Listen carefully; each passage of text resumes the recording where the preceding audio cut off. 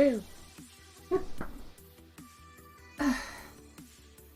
Oh, this is going to be eventful today. I'm going to love this.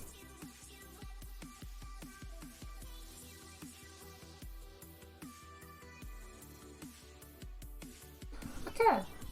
We should be okay. I think this...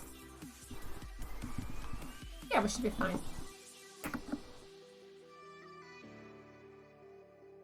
Thank you, Pretzel. Your work is done.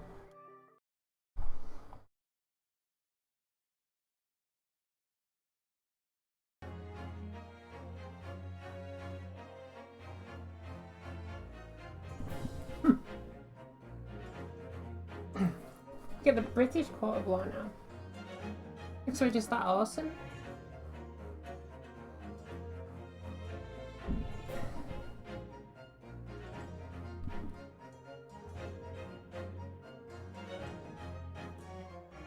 That just means I can shut this down.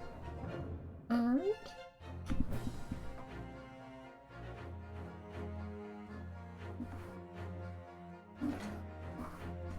Come here, you.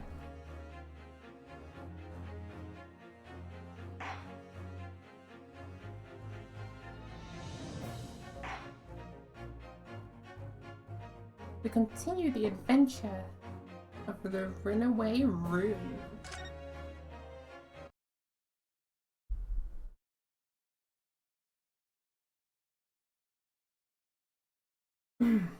Oh yeah, that's one I didn't put in.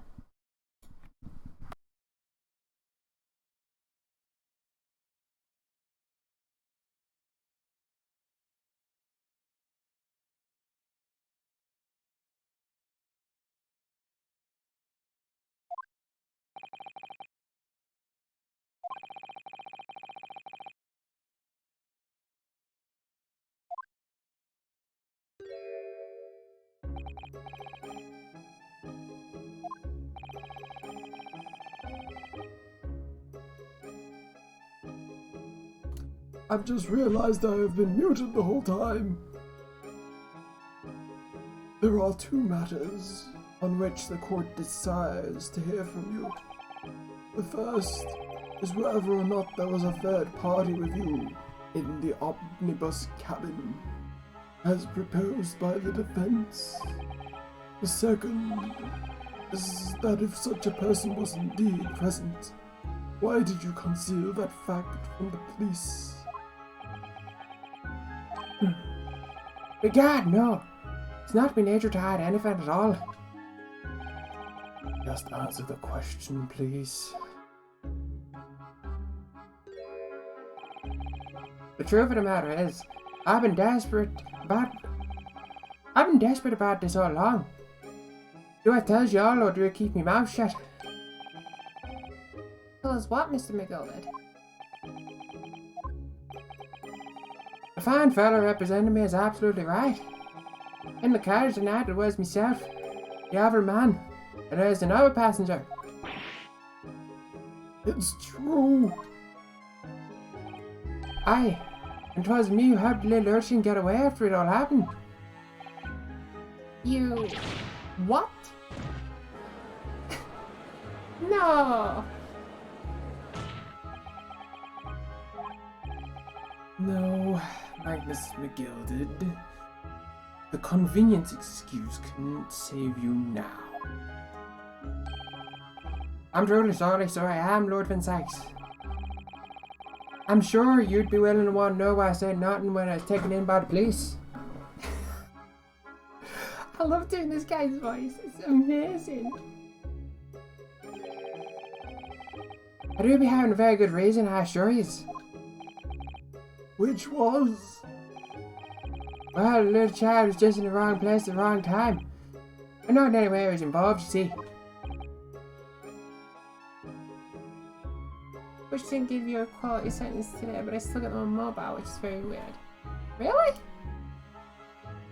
That is strange. Oh, you're absolutely right. Huh?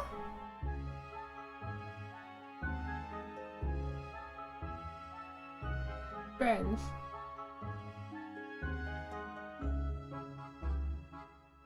I'll probably get him later. It's done this before. You'll be fine. Once it works itself out, of course.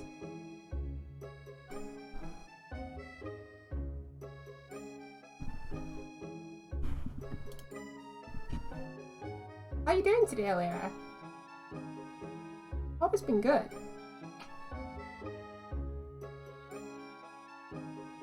What? If the police had known the wee one was there, they'd assume she'd done it. They'd have hauled her in the courtroom just like myself.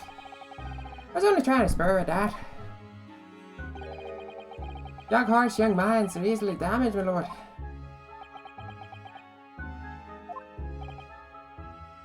And who was this young child whom you speak? That? I don't know. You don't know? Aye, well, the wee chink haven't been there at Carriage at night. I'd never seen him before nor since. Objection! We have absolutely no reason to believe this man. The prosecution calls for the witness's statements to be disregarded by the court. You know, I wouldn't be surprised if the urchin isn't here in this courtroom this week listening to our proceedings. I've been pretty good. Got home just in time to watch more of this. You? I've been okay. I've been trying to work on some stuff. Especially after how scuffed I ended up making Saturdays. But I've been good. I've been in a much better headspace. Which is always fun.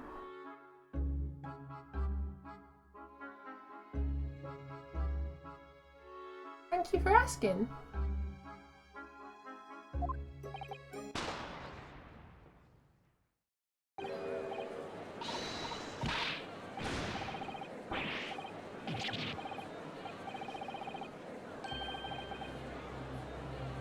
Alright, that come out of absolutely nowhere. I paused at the very right time. What? What's going on here? Be careful, Mr. Narrator. Cover your face. Bailiff, don't let the accused escape. Secure the omnibus. The side screen scuff seemed fine to me. Oh yeah, it's just with the last bit where I was muted for a good half of it where I really shouldn't have been. Changed my name that day to Scuff VTuber Extraordinaire.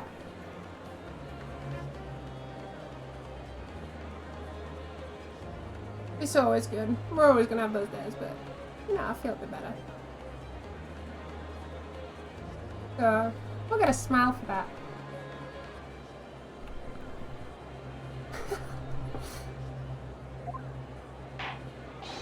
I hereby call for an emergency recess.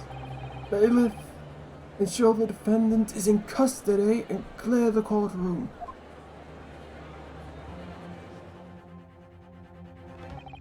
Happens to everyone sometimes. I agree. It feels a bit bad when it happens. We were hurriedly removed from the smoke-filled courtroom by the bailiff. Amid the scenes of chaos as people stumbled over one another in their desperation to flee the chamber. We had no idea what was happening. All we knew was that for the time being at least, the trial was suspended. Alright, so I ended at the wrong time as well. Okay, we're learning a lot. We're learning a lot so far.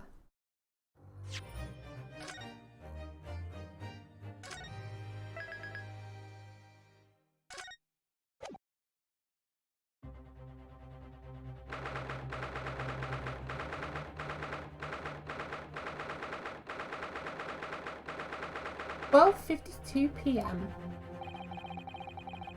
What on earth just happened in there? Mr. Naruhodo, I've managed to find out what happened. Miss Suzuto? I was told it was an advanced form of smoke grenade. A type of exploding device that releases smoke. A smoke grenade? It sounds like the sort of thing ninjas use. They're making sure everything is safe now. I think the trial will start again before long. But who would have done something like that? The police managed to catch someone who was trying to flee the courtroom, apparently. Flee the courtroom? Why? Well, it's a young girl around 15, I hear. A young girl? Who could it be? The other passenger that Mr. McGilded was just talking about? My thoughts exactly. He wasn't lying. Oh, what became of Mr. McGilded, actually? There's so many things I need to ask him about, but he's not here. I think he was summoned to the prosecutor's antechamber to answer questions. Along with the young girl. Who is she, I wonder? What was she ever doing here at the trial in the first place? She's taking a huge risk. And for what possible benefit to herself? There's another matter troubling me. What's that? The 20 pence. Oh. I've been thinking about this all week, and I'm just like, how can there be somebody else there if there was 20 pence? Because apparently the guy just overcharged them, in which case he was either lying, they charged everyone 4. It's bizarre, but this has actually been on my mind all week. According to the coachman, Mr. Beppo,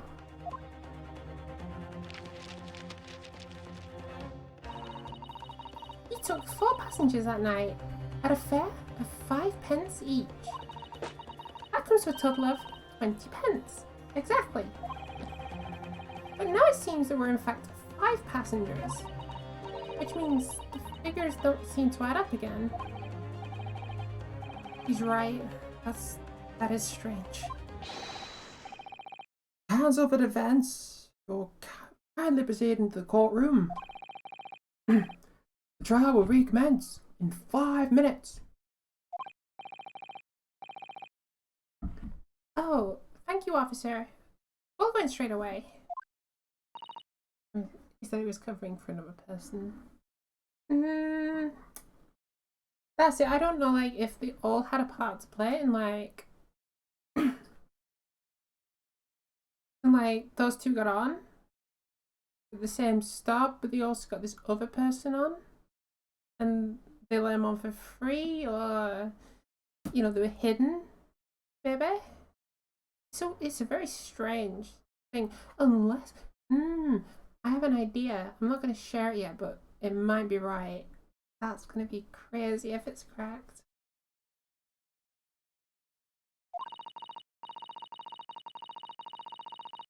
How would he not know otherwise? I feel like she was snuck on, personally, by the victim.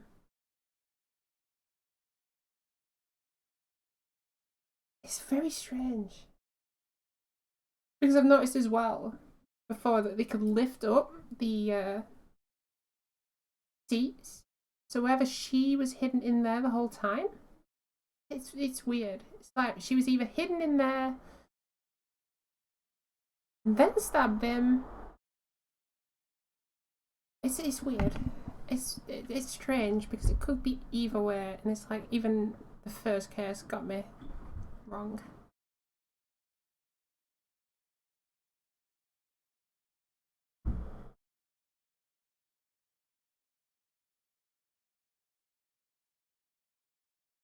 Whoever she is, I imagine this young girl will be asked to take the stand and testify. I really can't imagine what she's going to say.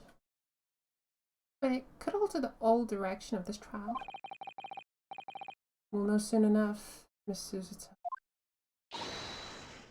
Yes! That's my line, not yours. That's got to be something. They wouldn't put it in only one side could lift up if that's not something.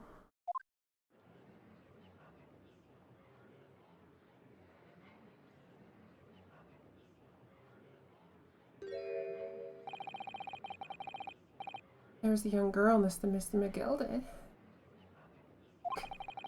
He must have been the one who caused a disturbance before.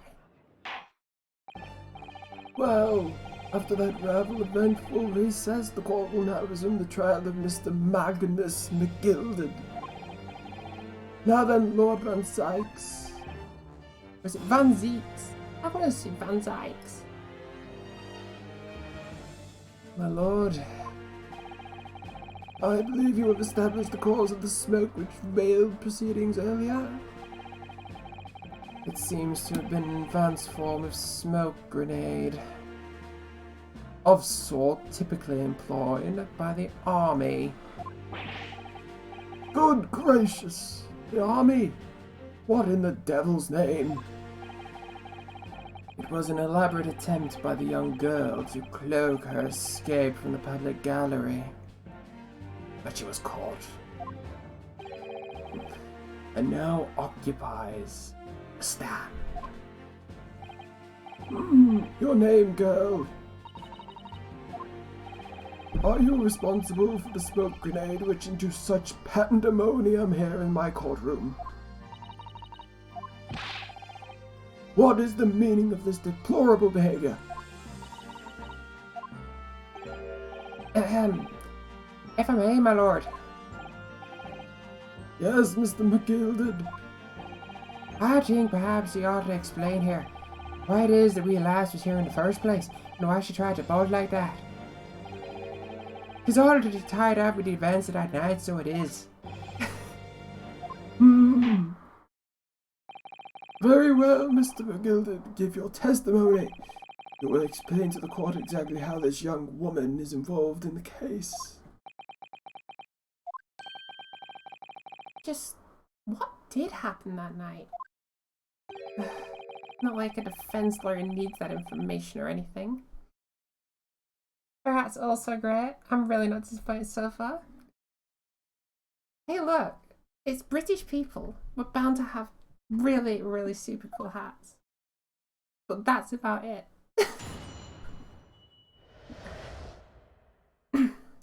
Young girl.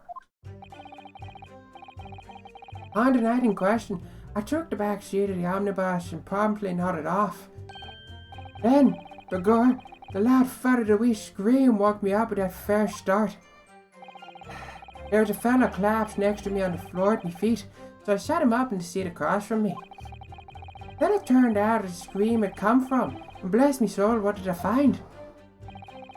There was a child in there, all girded up in a ball, hiding her wee self away.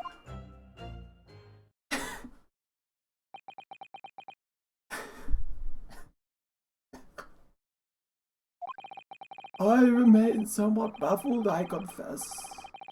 But what I gather on the night in question is this young girl was indeed riding in the omnibus. Is that correct? Tis exactly as the defence counsel says. This last was the 5th passenger, my lord.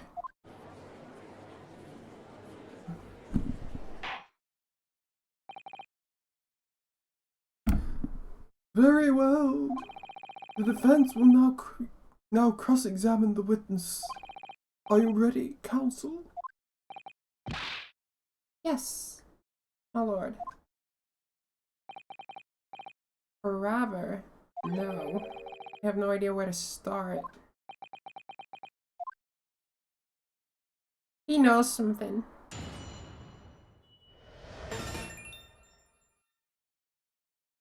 Hey, Hosso. Thank you. How are you today?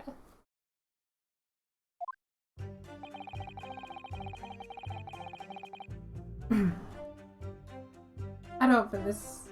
No, because we need to know how she got on.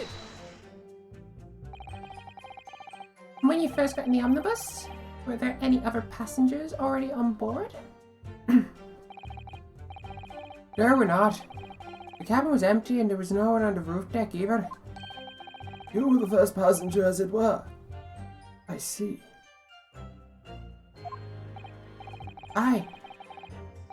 That's why I took the backside as I did. 'Tis the most comfortable, so it is. Could you explain exactly what you mean by the back seat? By all means, it's hard as I've already described it earlier. I'm talking about the seat opposite the one which the poor gentleman stabbed was sitting. Like I said, it's the most comfortable when it sees the most ease. And of course, I dog gazing through the skylight from time to time as well.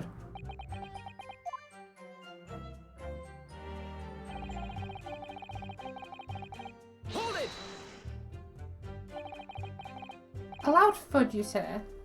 And a scream? Aye, he's right. How can I explain it? It was like the sound of someone falling to the ground. That sort of noise. So you think it was the sound of Mr. Mason falling to the floor having been stabbed? Well now, you remember as I was asleep at the time, but I wouldn't like to say. And when the sound woke me and I opened my eyes, I wasn't the sort of seen in the carriage but the fellow on the floor. So you didn't see anyone, but at the same moment you did hear a scream. From the seats above you in the roof deck, I presume. Not above me, no, my lord. It was from the inside of the cabin. But I wasn't altogether thinking about a scream. No, I was to stand by the desk beside it before my eyes.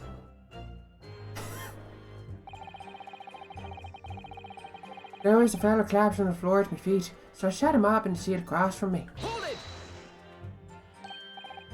You set him up? The victim, you mean? That I did. On the seat across from me, as I said. I could plainly see the poor devil was already gone. I didn't want to leave a dead man just lying on the floor now, would you?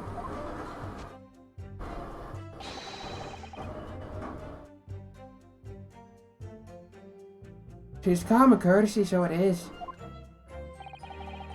I find that a little hard to believe. Ah, Lord of sakes. Now what would that be? You wake up to find a man lying dead at your feet in the carriage. Any normal person would hail the cabman. Any upstanding member of London society, that is. Oh, he's getting sarky. Well now, as you know, I'm something of a special line of business. The business of lending money at exorbitant rates of interest. Unfortunately, my lord, not everyone is thankful of the help that I offer them, and some would even see me dead. So I do try, where at all possible, to avoid getting myself in a tangle of trouble. Are you suggesting that you were just gonna leave the man there? Heavens alive, no. I was just intending to report it, so I was. Only, I had the mind to find out whys and wherefores first. The whys and wherefores? Right you are. There were some details I wanted you to understand. Anyone got out into your meddling. I said that completely wrong, let's try again. Right you are. There were some details I wanted you to understand before anyone else got to the meddling. The wee scream I heard, for example. Wouldn't you good self do the same? Yes. The scream he says he heard at the same time as the thud of the victim collapsing. Then I turned around to find out where that scream had come from. And bless me soul, what did I find? Hold it! I'm afraid I don't understand. I'm sure you told the court that there was no one else in that cabin except yourself and the victim. So I did, sir. So I did. As far as I could see, that is. What do you mean by that? Well now, 'tis a queer thing. The wee scream I heard as I woke up. It came from, if you excuse the vulgar expression, under me backside.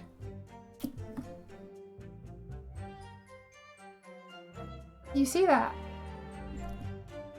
I was right. It was hidden.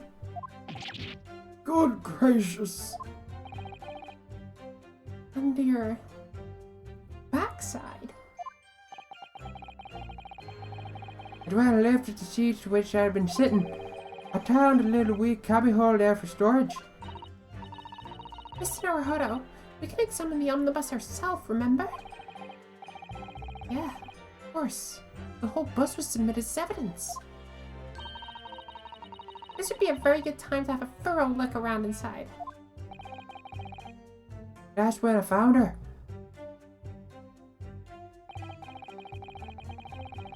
There was a child in there, all girded up in a ball, hiding her wee self away. Hold it! You were right. I'm really surprised that reveal happened so soon after, though. Well, she had to come from somewhere. I'm just trying to piece things together. I can't see how they would have progressed this before revealing that.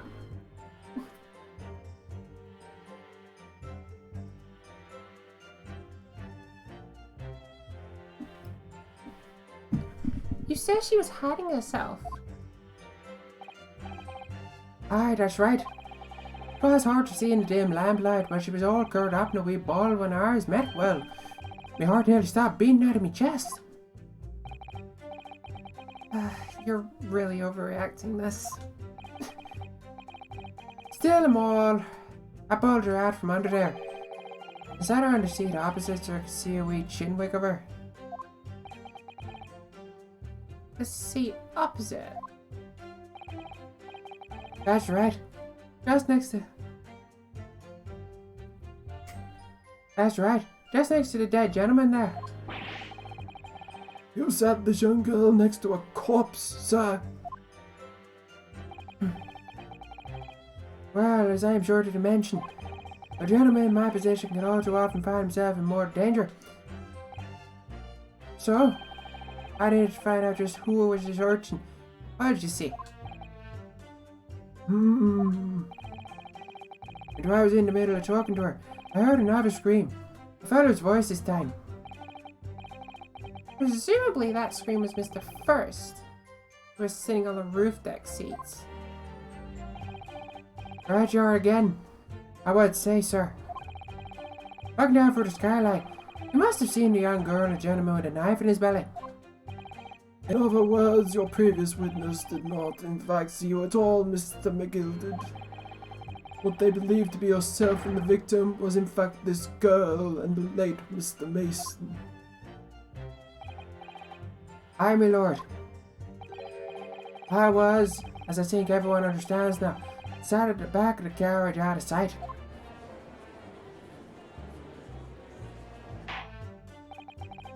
It is certainly plausible. The defendant is somewhat diminutive in stature. Got some vocal range? I do try. Hi. How you doing, Hatless?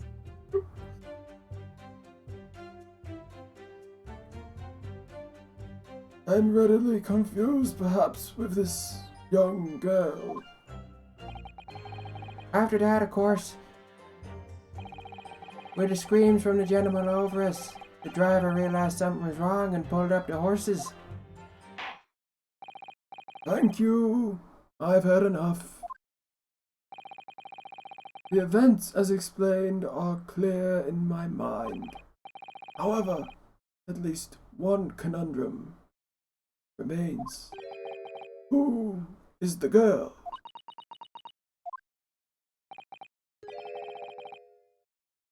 Her name is Jane Lesand, my lord. He just said he didn't know her. She's a chancer. Turns her crossed among large crowds, relieving people of their purses. What's commonly known as a pickpocket. What? He knows that. I'm glad you're doing well at this. This girl here, a petty thief.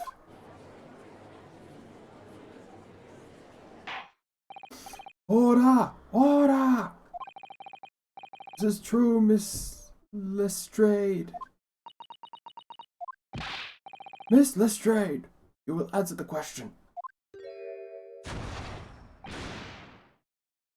That's an overreaction. Oh! How dare you! What is the meaning of this? Ah! The girl! She's gone! Open your eyes.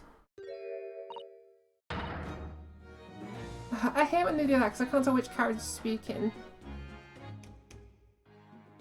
Ah, new voice. I be over here. Good gracious, how? What's the point in that little sidestep? I know what! You lot are thinking! Grown-ups are all the same! This dirty little dipper, you say, slipped him up and got all caught on the job. She's got herself back in a corner. So she knifed the gent. Go on! That's what's in your heads, innit? No, not at all. This is a court of law. We're here to determine the truth, not cast it.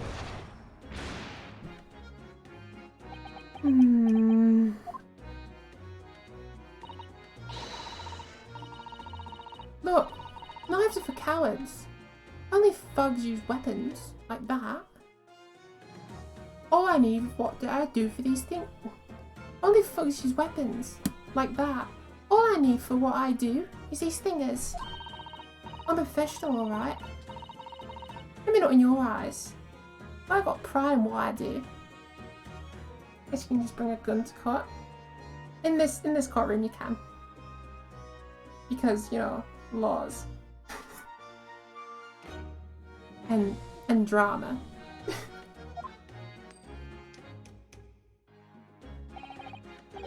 Let me guess. You don't count smart guns among your weapon for thugs?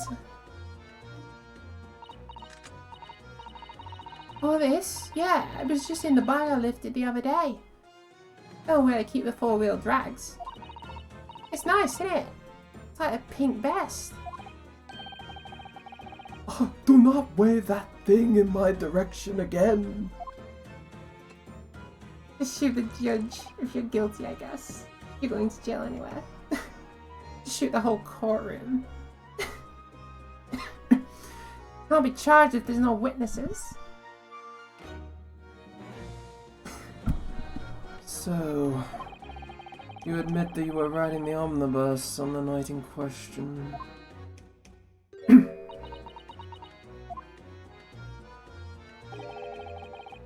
It's alright, lass. You can tell him the truth now.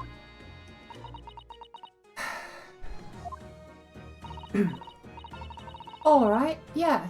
Just like the Irishman said. He is Irish.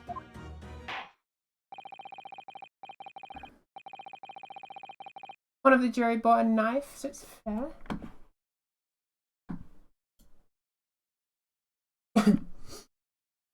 Drinking wine. I haven't played S2 so long, there's just 0 rules now. Oh yeah, after 3, like the rules just went totally out the window. And then they just went super absurd. Still good though. That is Lord Van Zyx, and he shall be respected. Like the respectful person that he is, apparently. Yeah, the Dracula-looking person. The court accepts this girl, Miss Gina Lestrade, as a valid and significant witness in the case. Accordingly, young lady, we will now hear your testimony, if you please.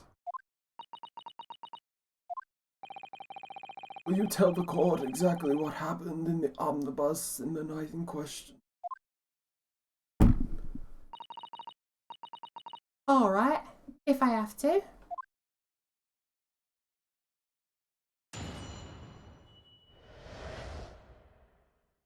What the girl saw. So, I snuck inside the carriage before they hooked up to the horses, just like always.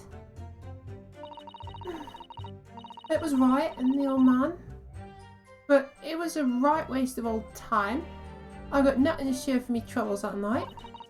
I tell you, I can't see a blind thing in the hiding place. There's pitch in there. Then, after a while, I heard this loud bang and it jumped out of my skin, I did. And a scream just came out. It's because of that. Because of that, this swell found me. He did help me get away, man.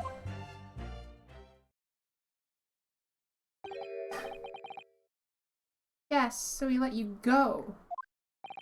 I fail to understand why you'd let this street urchin go, Mr. McGilded. Ah, 'twas simply itself. Its simplicity itself, my lord. You see, she couldn't possibly have cared to have a passenger. I knew that for a fact. How? As I'm sure I said before, sir.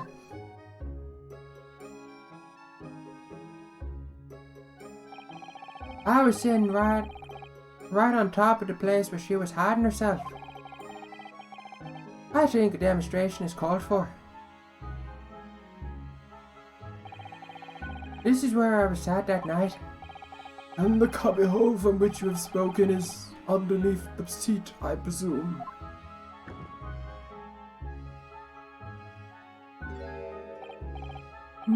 Yes, it does appear just large enough to accommodate someone of the girl's stature. Aye, but of course, the wee lad's stuck in there. Because I parked myself on the seat for the duration. Oh, So you see, that's where I let the last bolt. I knew if the police found her there, they'd automatically assume she'd done it. But I couldn't live with myself if a young life was ruined. But all the time I knew she was innocent. even though you must have realized your actions would result in your own innocence being called into question.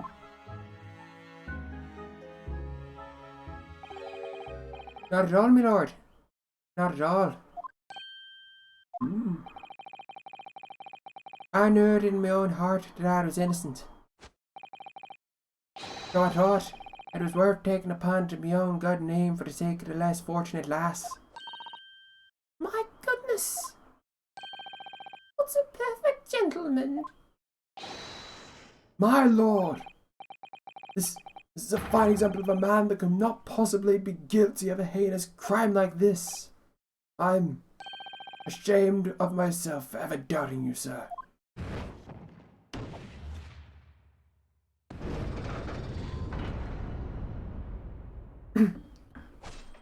Big speed runner from Jugger and I'm this guy. Oh, this guy's just like Street Wagon. He's literally the nicest guy ever. Even though he like collects debt from people and like runs them into like severe stages where they can't pay him back. With calm, calculated reasoning, one arrives clearly at the truth every time.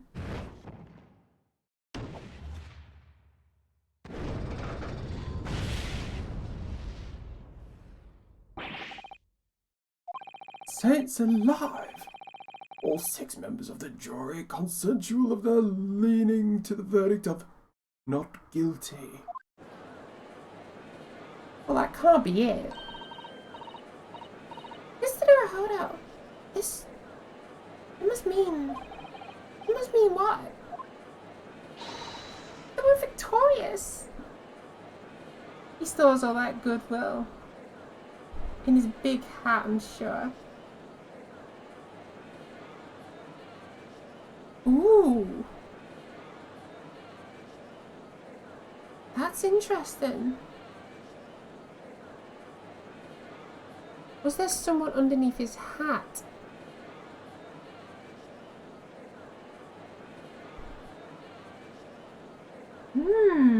That's interesting.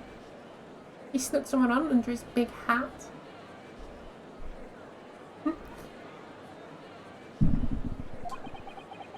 That'd be interesting. We've won? Are you sure? It seems far too short to be the whole thing. I didn't consider that, but knowing there's going to be something there.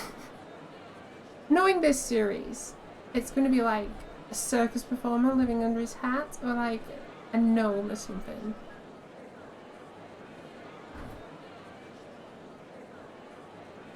Or like a sentient puppet. Objection!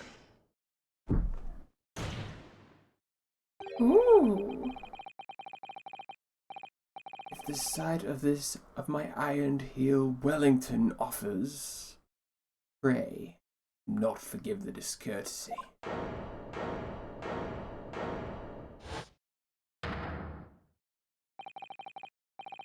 This really is a consummate example of the one monumental flaw in British judicial practices, where evidence and reasoning should be paramount. Emotion rules the day. Emotion? The witness's last statement gives us clear insight into his true nature. What do you mean his true nature? Do you really think Scotland Yard would have made such a glaring omission? After the incident, the omnibus was comprehensively searched by officers of the police. Obviously, the interior of this cubbyhole, as the witness put it, was included in their investigation.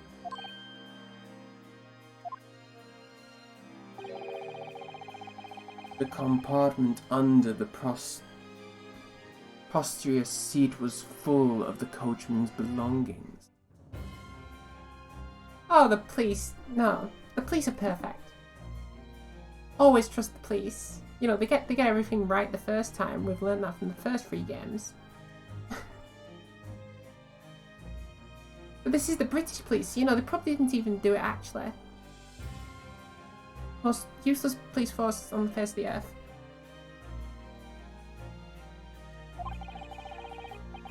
It's noted in black and white here in the police report. Good lord! The evidence has been tampered with. Okay, then we'll just bracket them under the term police. If they're all as useless as each other, there's no point.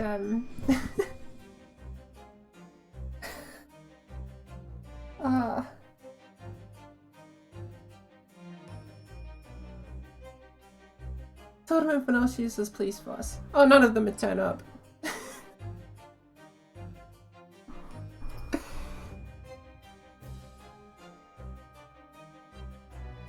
To be fair though, they are trying the best on the budget they have. Not their fault, they're very understaffed. The evidence has been tampered with. In order to corroborate Mr. McGilder's story, someone has unlawfully removed everything from under the seat. What? Well, that's not the case because we investigated it earlier and it had all the coachman's belongings in it. Order! Order! How could such a devious contrivance possibly have been effected, Counsel? Naturally, we must acknowledge the deficiencies of the constabulary in allowing this to have happened. However, I assure you, when the omnibus was wheeled into the courtroom this morning, the compartment under the seat was not empty. Well, my Nipponese friend... Me? When the carriage was submitted as evidence, doubtless you examined it in fine detail, as would any self-respecting practitioner of the law. Pray, what did you find the condition of the underseat compartment to be? Oh, he knows. He knows we did it. Oh, to be sure. The young gentleman will be able to clear up this in a jiffy. Sorry? Go ahead. You tell the court now, fella. This is all an elaborate excuse by a desperate Lord Van Zeeks. Well, counsel, you have something to say on the matter.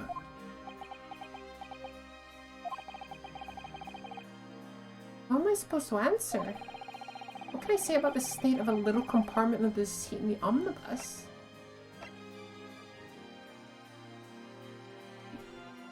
No, you tell the truth. It wasn't empty. I really don't know if giving this answer is helping my case as counsel for the defense. As far as I remember, at least.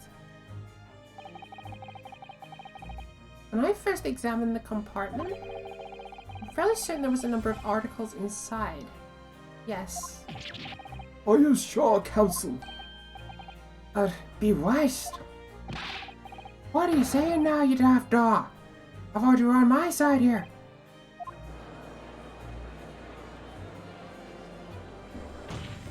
I gotta head out, but please let me know if there's anything ridiculous under the hat. Have a good night. No worries, Atlas. You have a wonderful evening. And I sure will try to.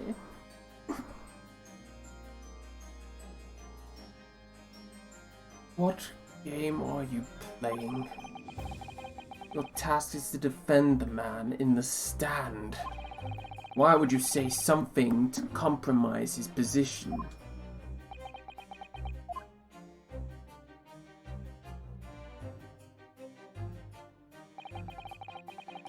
As the advocate for the defense in this trial, I confess I'm still not entirely sure where I stand. It seems to me that I should state the facts as I do know as clearly and honestly as possible. Interesting.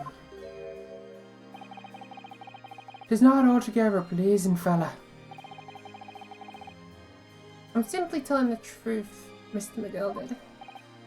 Well, don't forget you're supposed to be representing my best interest here, lad. Now then. A feller's memory is a curious thing, and not altogether reliable. No, the court must consider the facts. The there cubbyhole under the seat is as empty as the devil's heart. So it is. You'd think perhaps it'd be in your best interest to now admit that you might have been mistaken. Why? You look so unhappy. Why do I feel like something's not right here? There's something weird going on. Because when we examined it last week, it was full. Well, it wasn't full, it was partially full. But it's still big enough for someone to sit in, I would think. Or at least squeeze into. Oh.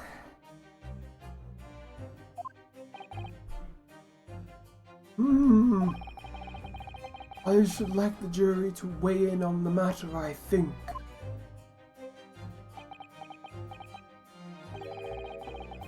That compartment. I can't remember the voice to give for this guy. I think you'll find that that compartment is designed to house equipment used to maintain the smooth running of the carriage. The guild rules state the omnibus should be properly and fully equipped at all times. But certainly wouldn't have been empty on the night in question. Beppo isn't that irresponsible. That money-lending fleecer and this pickpocket and the pig purse are lying. We've just got it. If the idea is that the omnibus was in the middle of the room the entire time, maybe it was somehow cleaned when... The question is it empty now? I don't know if they're asking is it empty now or is it was it empty on the night? Because I think this is the surprised that it's empty on the night and not empty now, because it was full when it came in.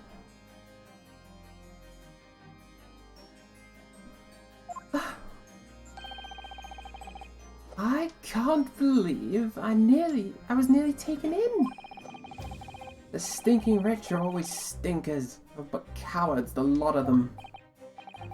What? Oh no. It's a trick. Of course it's a trick.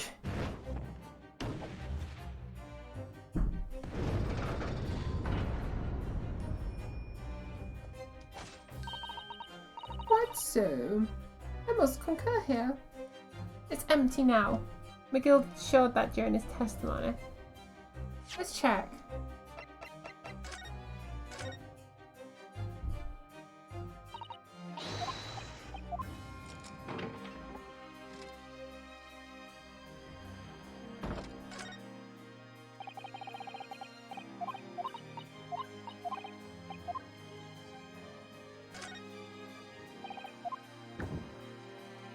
Oh, it is empty now.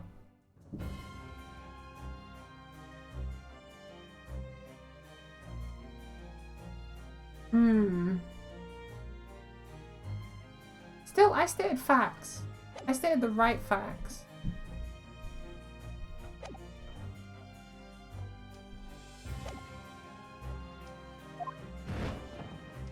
I'm sorry, I'm still in the right.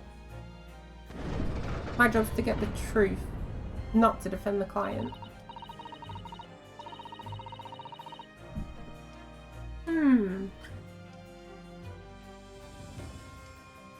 It is cool, but I swear it was full last time.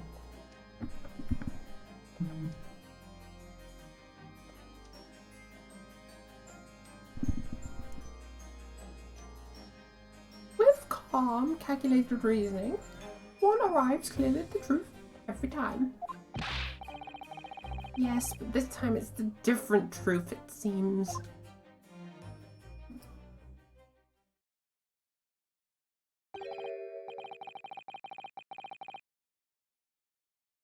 My lord, I humbly exhibit the scales of justice. Clearly, a verdict of not guilty at this time would be wholly inappropriate. Thank you, counsel. Before any further proceedings, there is a matter of an outstanding cross-examination. Counsel for the defense, begin your questioning of the witness, please. Yes, my lord. What just happened? The whole balance of the trial just shifted almost beyond recognition. The Reaper of the Bailey is at work, it would seem.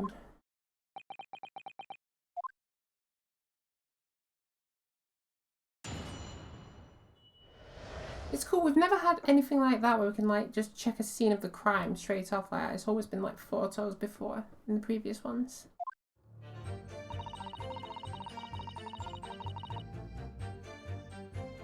So, I snuck inside the carriage before they hooked up the horses just like they always. That was right waste of time. I hope nothing is sure for me troubles that night. I tell you, I see a blind thing in the hiding place. Pitch black in there. Hold it! So you couldn't see outside the cabin at all? Not a jot. Most days I just push cushion up with me. I push the cushion up with my head and have a look out the crack. Then I can have a butcher who I'm gonna fiddle. I thought you were a pickpocket, not a butcher. I mean, I can have a look. I got the seat under his...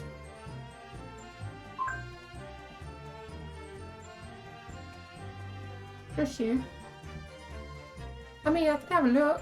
The seat under ain't got as much push as the other ones, see? So most of the time, passengers plant themselves on opposite. But for some reason that night, this here Irishman spent the whole journey over my head. And for that reason, you were able to push the curtain up to peek out, I see. Truth is, I ain't too happy in small dark places. Feels much too like I've been thrown in the clink. It's the only place to hide in these carriages. So it's Hobson's choice. Why doesn't she just stick to picking people's pockets in the open then?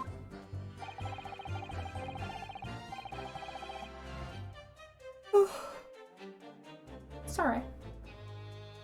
I'd say there's some reason she's not letting on, judging from her demeanour.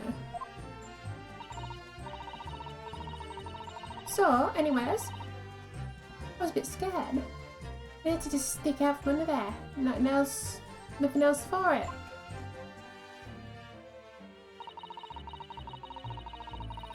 Then, after a while, I hear this loud bang nearly jumped out my skin, I did. And the scream just came out. Hold it! When you say a loud bang, give me memories of someone falling on the floor. Could have been, I suppose. I don't remember too well. Point is, it made me jump. And you let out a scream involuntarily. That's right. And then I felt the cushion over my hair get lighter all of a sudden. Presumably when the defendant got up in order to help the victim, yes? Or not. It could equally have been the moment the accused stood in order to stab his victim, could it not? Well, girl, did you see what happened at that crucial moment?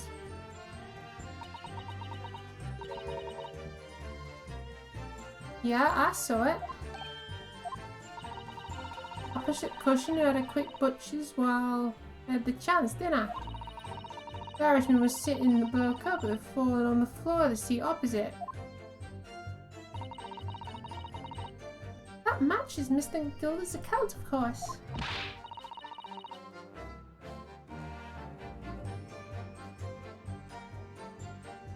But then, this fella suddenly turns around and looks right at me. I sank back down again, but it's too late. Shouldn't have risked looking. I think this is suicide. I'm sorry, there's no other option.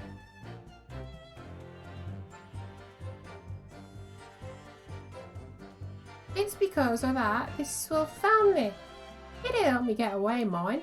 Hold it! When Mr. McGilda discovered you, he pulled you out from your hiding place. I was scared stiff, I was.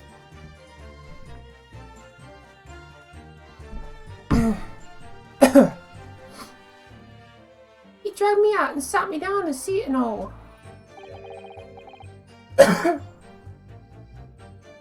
Oh, my throat's getting... Hang on.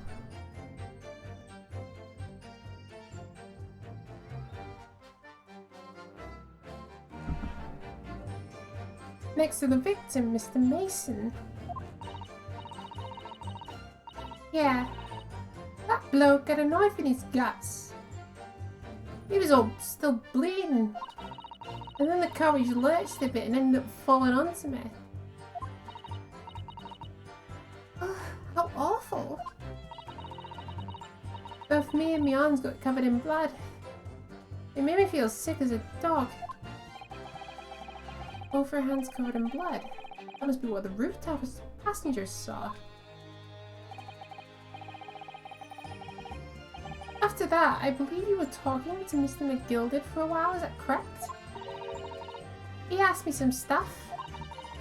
Wanted me to know my name and what I got up to and all that. Then I heard something from up top. Someone screamed. Yes, Mr. First, on the roof deck, I would presume. Well, I didn't want to give no one for seeing my face, so I didn't look up. Then the horses were drawn up smartish, and there his Irishman says to me, "Get back on the seat, and we'll see if you can get your way later."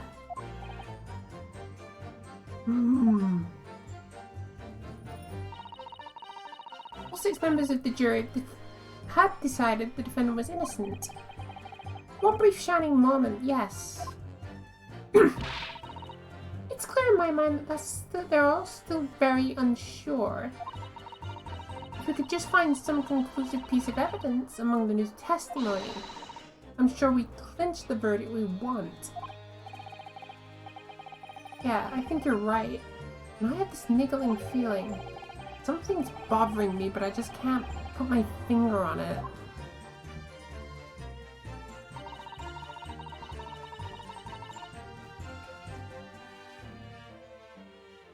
We've only not... Hold it! So, you were already in the omnibus before it even set off on its run? Well, yeah. I mean, what's the point of spending the Joey to get a few bob, eh? That's a rum idea, isn't it?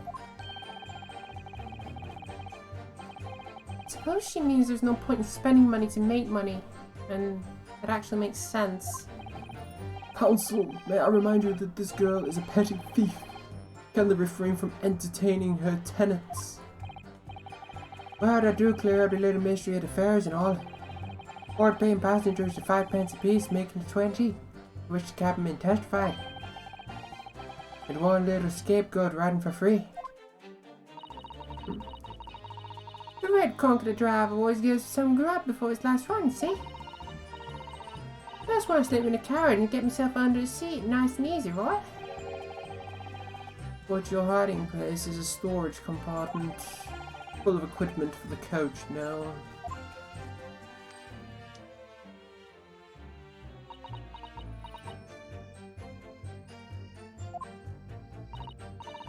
Yeah?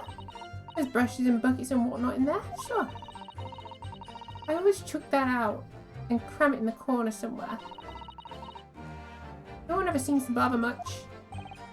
And yet, according to the report filed by the police officer who arrived at the scene, the compartment was full of such paraphernalia.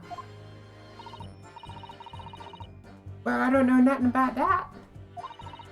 Like I said, I moved all the stuff so I could hide it under the seat. And that's all I can tell you. It seems we've reached the end of the line of that inquiry. Continue. So that begs a question then. There's nothing in there now. She just said she pushed it all off to the side.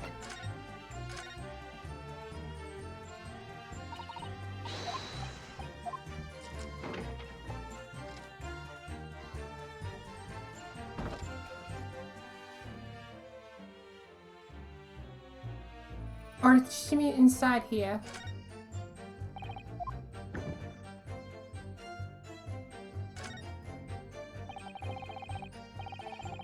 There's nothing in here. It's totally empty.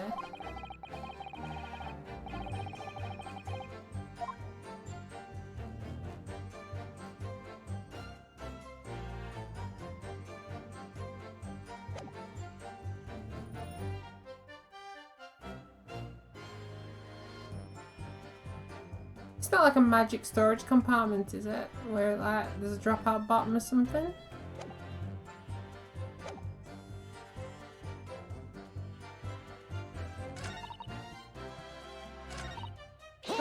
This is the only one we haven't pressed. A waste of time? Why is that? Well, most nights I'm on my own in the God Permit, at least some of the time. I beg your pardon, did you say God permit? Oh, yeah. Well, that's what my kind call it. You say the omnibus, I suppose? I wouldn't expect so. Doesn't seem to fit the rest of the game. I just find it weird that all that stuff is also gone, but it was there before. Especially when it was submitted to the court.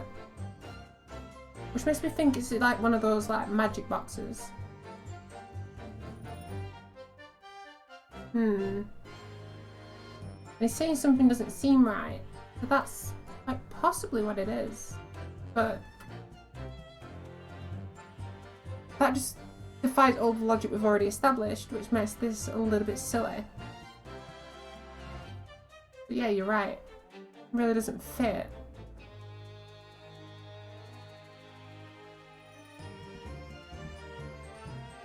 Well, it is. Any normal run. The carriage ain't got no one in it for a while. And that's when you come out of your hiding place and get away. That's it. Only that night. This curve was sat on my seat from the start. And he didn't budge the whole way, did he? Not 1 inch. I was totally stuck. Do you mean to tell us that you were present in the carriage for the duration? You were under the seat the entire time while the events unfolded. In the enclosed cabin. Yeah. Right, mister. Do be sure. Do be sure. I was as shocked as anyone. You don't expect to leave the caution you've been sat on and find the chart now, do you? So Miss Lestrade couldn't possibly be the culprit then?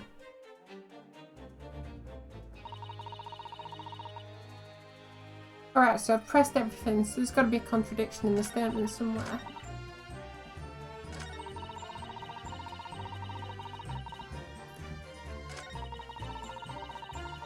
I'll tell you, you can't see a blind thing in that hiding place. What evidence do I have? I have Collector's Lodge.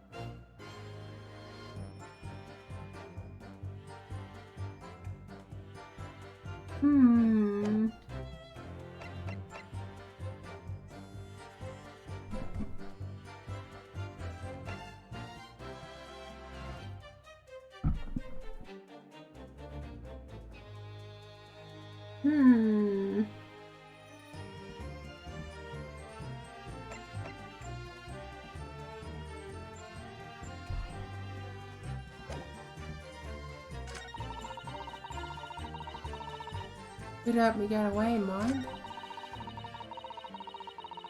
I'm trying to think, because like, I hear this loud bang.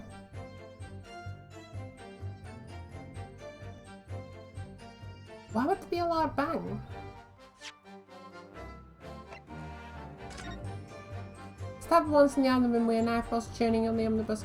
Died from internal hemorrhaging resulting from the trauma.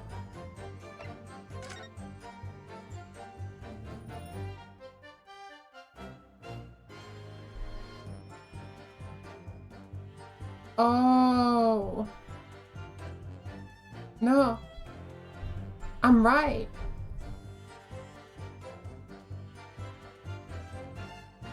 Right, think about this. There's two things that could have possibly happened. Either he's gone to stab McGilded, or McGilded. The carriage has stopped abruptly. He's fallen forwards and fell onto his own knife, which is why he's on the floor. Or he killed himself in the carriage. Then it stopped, which subsequently flung him off the seat. Two interesting little theories. Edging more towards the latter.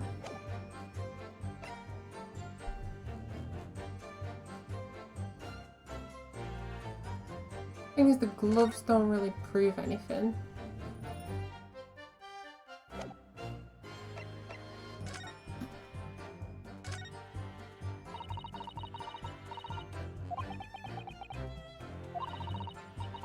Are you alright, Mr. Narrator? Oh, yeah, sorry, I don't really like blades. Oh! Because you're making a little bit of money, right? Yeah!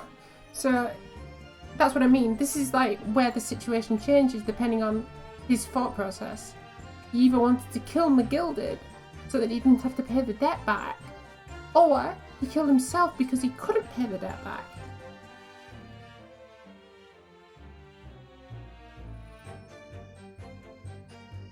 And because it was the last day, he didn't really have a choice, so it was just driven to it. In either of the scenarios.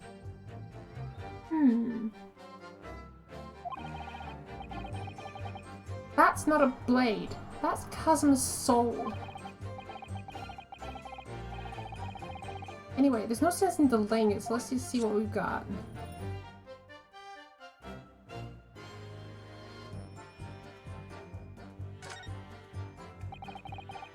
You know, on letter M, undeniably Mr. Magnus McGilded's initial. And it's beautifully gilded too. Must be very valuable, I think. What is it? Look at this M. You turn it upside down, it becomes a W. This could change everything. This is one of those, you know, turnabout cases. I'm sure of it. I'm afraid I don't know it all. But what I am sure is that it is an M. Oh. Oh, that idea was quickly quashed. That could very easily be a W.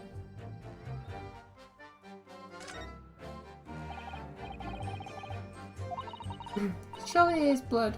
The victims. An Englishman's blood shows like a lot like a Japanese man's blood. Did you think it wouldn't? Sorry, we've only just arrived here in Great Britain. I'm finding it a little hard to adjust. Yes, I do understand. Anything else?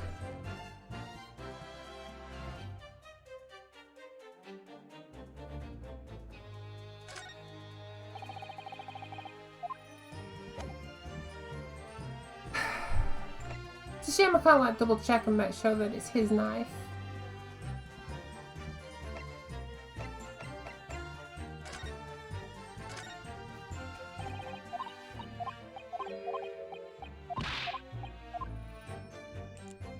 We've already read through that. But I want to see if there's anything in particular. Handful of gentlemen's names. This page different?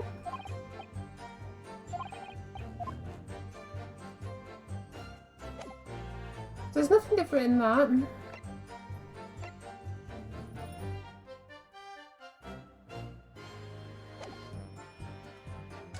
Right, let's read this again. This is going to be a contradiction. I'm starting to think, I think it's being really ornate. It's supposed to be a hint that he could only he could afford it. But think about this. If he got money from McGilded, maybe it could have just been an innate ploy. He gets the money to buy a really nice knife, a letter opener, which is what I will assume this weapon is. Buys a really nice letter opener, but can't pay McGilded back. So in that case, what does he do? The whole plan was to kill him from the start. But he does it in a way in which makes it look like McGilded killed himself with the knife. No. Maybe he just didn't think it through properly. He'd definitely be caught. That's the problem.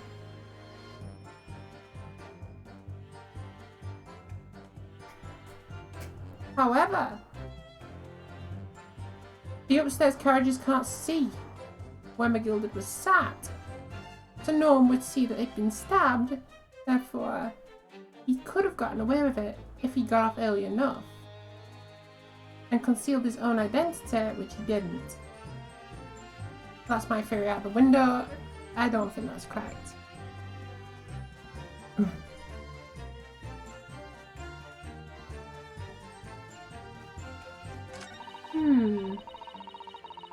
It's a right old waste of time. I've got nothing to show for me troubles that night.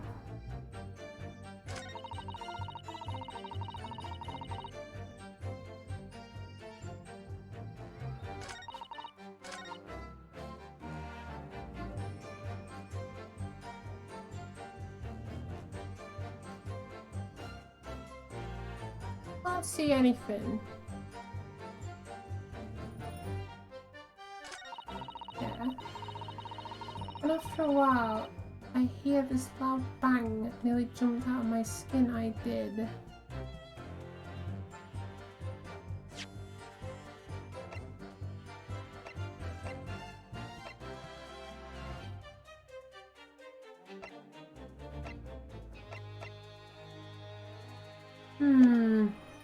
You've got my head rattling here.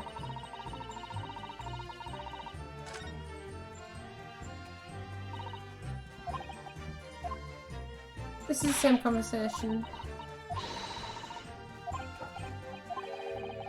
Something's bothering me, I just can't quite put my finger on it.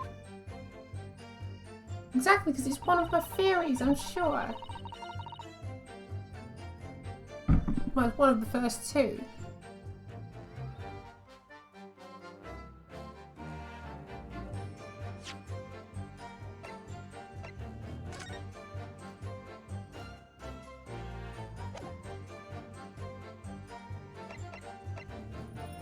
Notice how that's sheathed.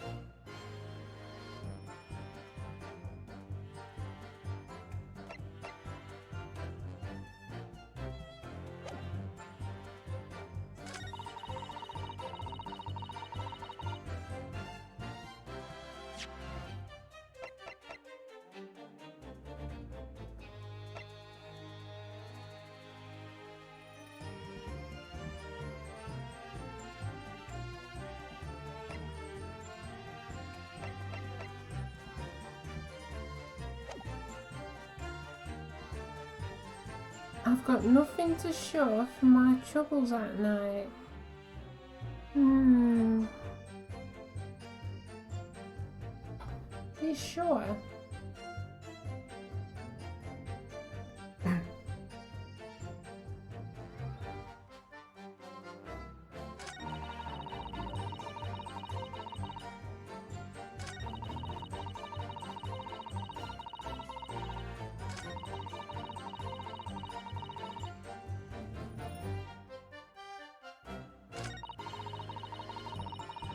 It's really interesting because I can't actually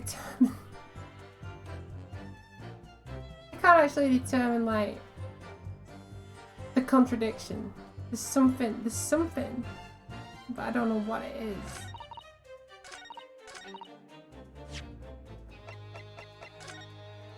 There's gotta be something about this cabin.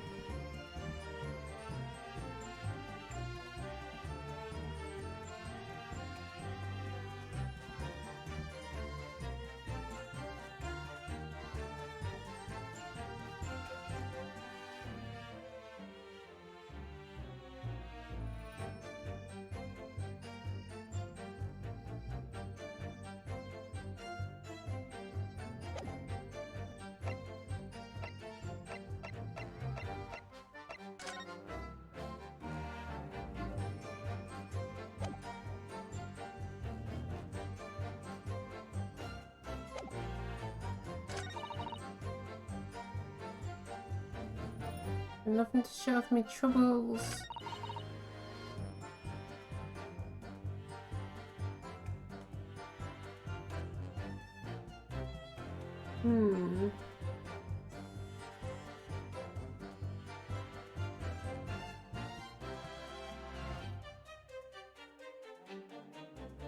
Hold it!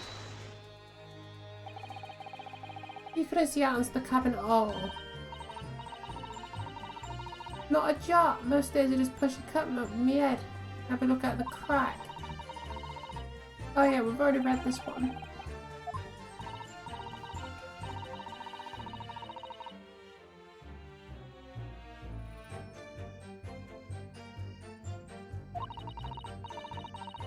The thing is, he isn't reacting to anything she says. It's not even that.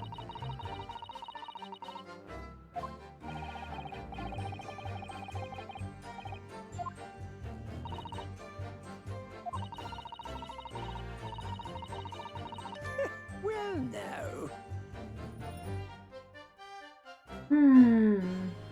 Excuse me. Excuse me. Is something wrong, Mr. McGilded? I do apologize. There was something the matter, Council. I'm just wondering if Miss Lestrade's last comment made something occur to you, perhaps. You seem to be thinking something to yourself. Oh, no. There's nothing important. I was feeling bad for the poor lass is all. I remember feeling desperate myself as a young lad, shut up in the dark. It was terrifying, so it was. I see. I'm sure we can all sympathize. I'm so scared of the dark now.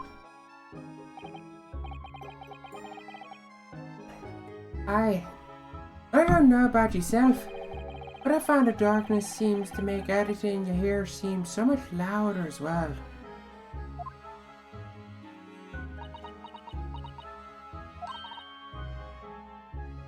Yeah. I suppose it does. Maybe. Miss Lestrade, did you hear something that night? Anything? An unusual noise, perhaps?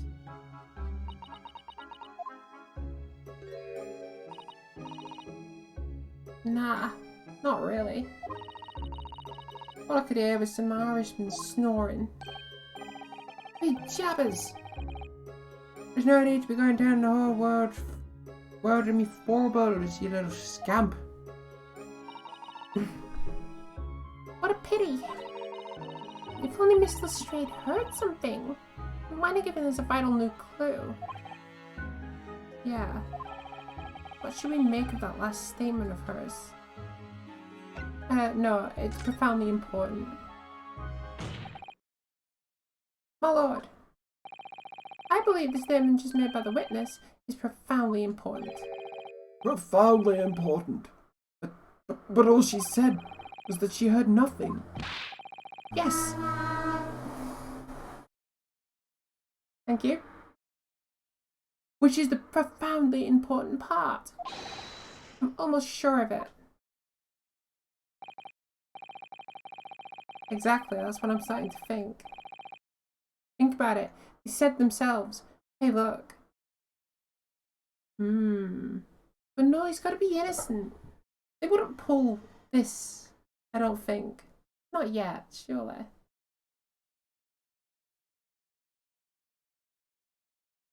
I'm almost sure that I don't understand your inner workings of the Eastern Mind Council.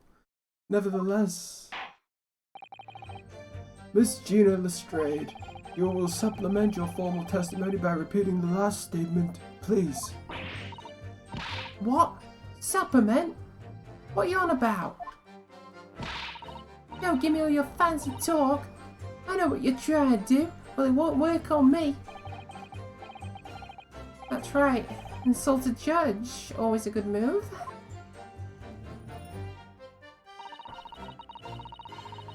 Me and you came to the same thought process, because that just occurred to me as well. We were talking in the cabin, therefore, there's a good chance he offered her money to cover for him. I was straining my ears to work with what was going on, but all I could hear was snoring. Hold it!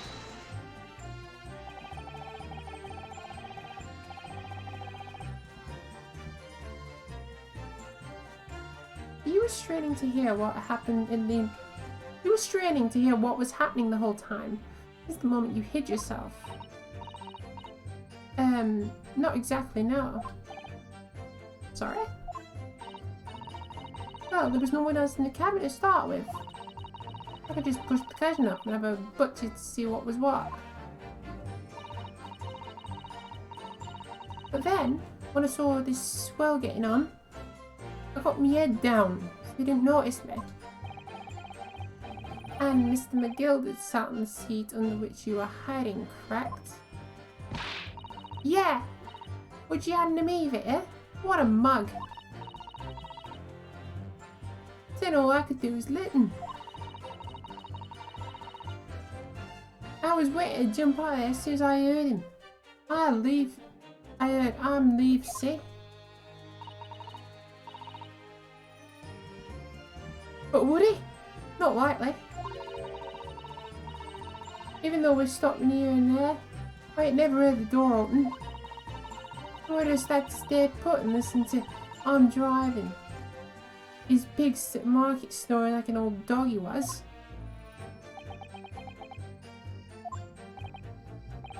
Are there any conclusions I can draw from that, I wonder?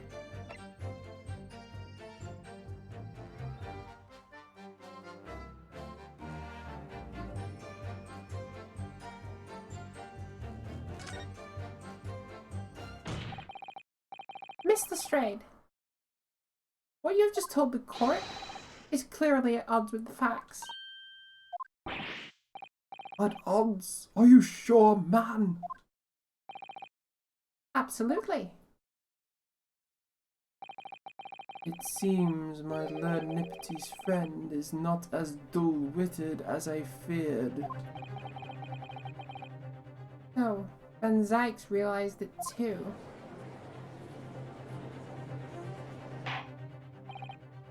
Counsel, I must insist that you bolster your claim with evidence, or some complement party's name at the very least. Yes, my lord. I expect you to demonstrate this alleged contradiction to the court. According to Mr. Strayed, while she was hiding in the omnibus that night, he heard nothing but the sound of Mr. McGilda's snoring. But think, right, this guy. Think. There's something else he should have heard.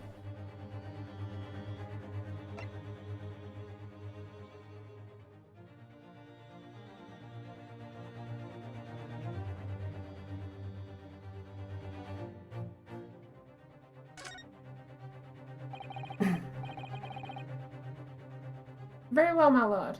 Allow me to elaborate. On a particular sound that Mr. Strayed could not have failed to hear on the night in question. The sound very clearly explained by the presence of the following person.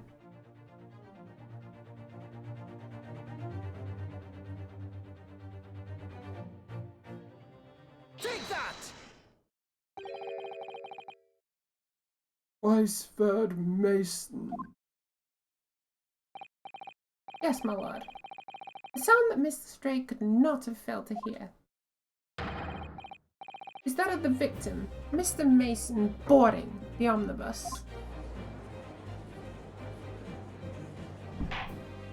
Ooh.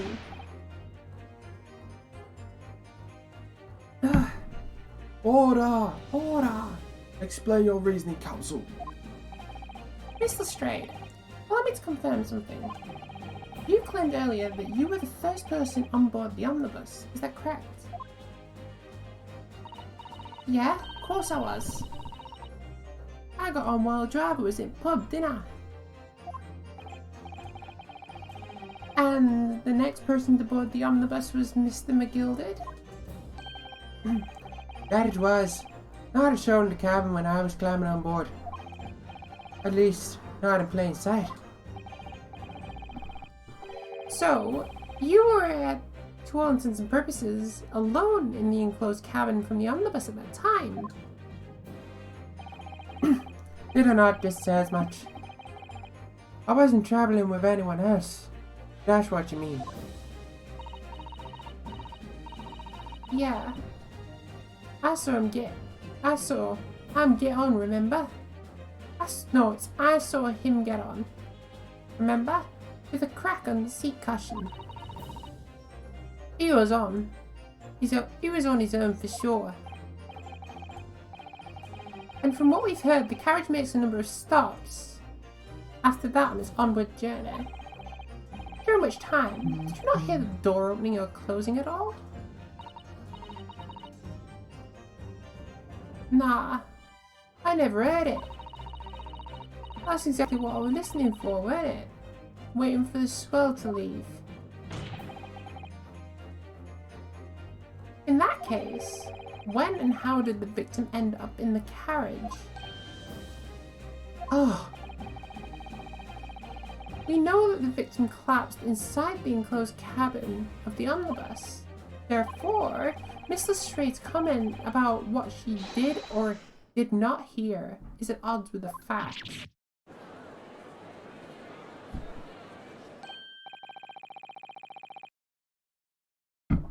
Yes, this petty thief's statement is clearly flawed. Lord Van Zykes. Yes, he knew. He knew all too well that there was an inconsistency in Miss Lestrade's statement. It would seem the words of thanks are in order for my learned friend. What are you talking about? You have demonstrated matters impeccably.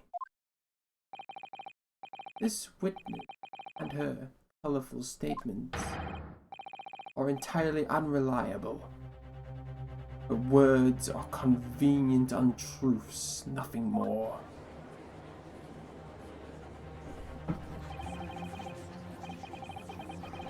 Ooh. But not as if his witnesses come in and they're completely... What are you doing?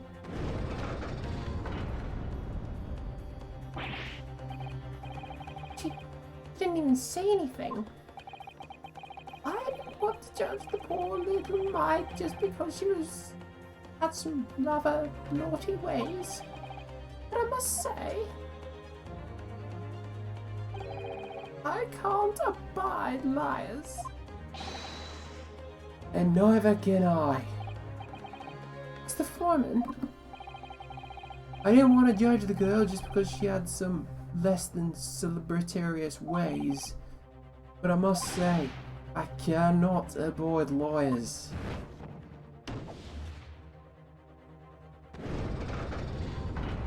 Are we going to get this like closing argument thing again?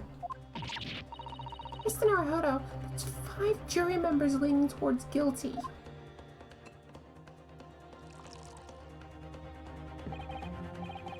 Well, your consideration for others is crushing, my Nipponese friend. To the considerable troubles you have spared me.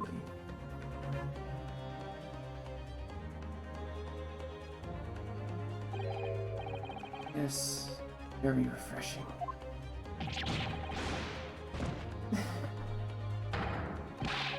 What are you playing at? Have you forgotten who you're working for? You useless Eastern Ham Dad. This is carnage. It's perfect.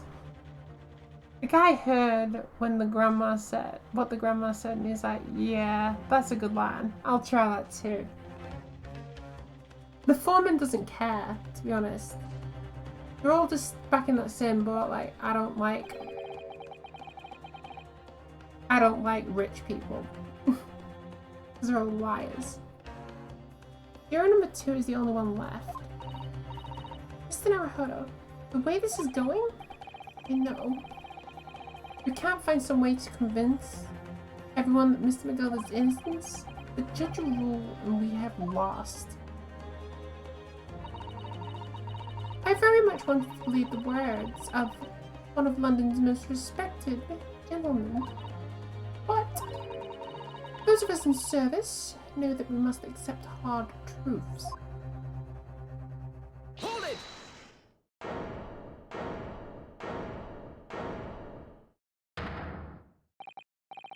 Yes, the witness's last statement seems to reveal a very critical inconsistency in her story.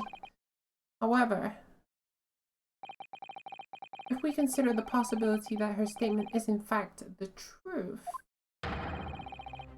then it might shed light on this a whole new light on this case. What are you saying? Hansel! I'm sorry, sir. Whatever do you mean?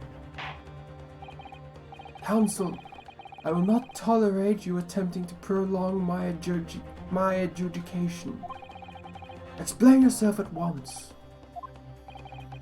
When the accused boarded the omnibus on the night in question, the victim was nowhere to be seen.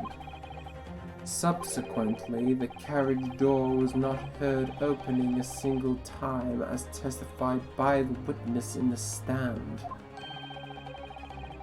And yet the victim's body was found inside the carriage. Oh, and yet the victim's body was found inside the carriage. And I think I know how it happened. If this petty thief's words are to be believed, how would you explain the victim's miraculous appearance inside the cabin of the omnibus?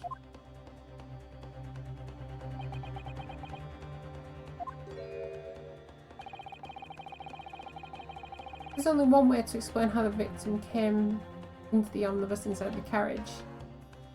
Through the skylight.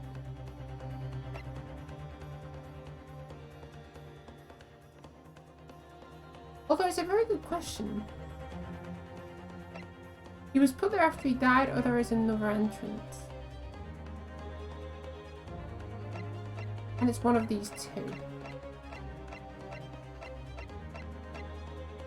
I think, personally, he was put there after he died. No. It's gotta be there's another entrance.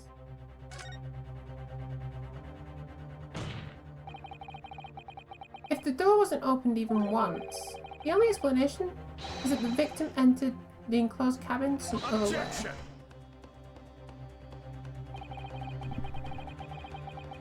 I wondered what new fantasy you'd come up with in your blind panic.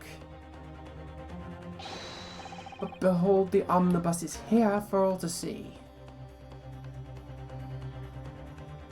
That's what I thought, but it looks like there's a latch on it. But behold, the omnibus is here for all to see.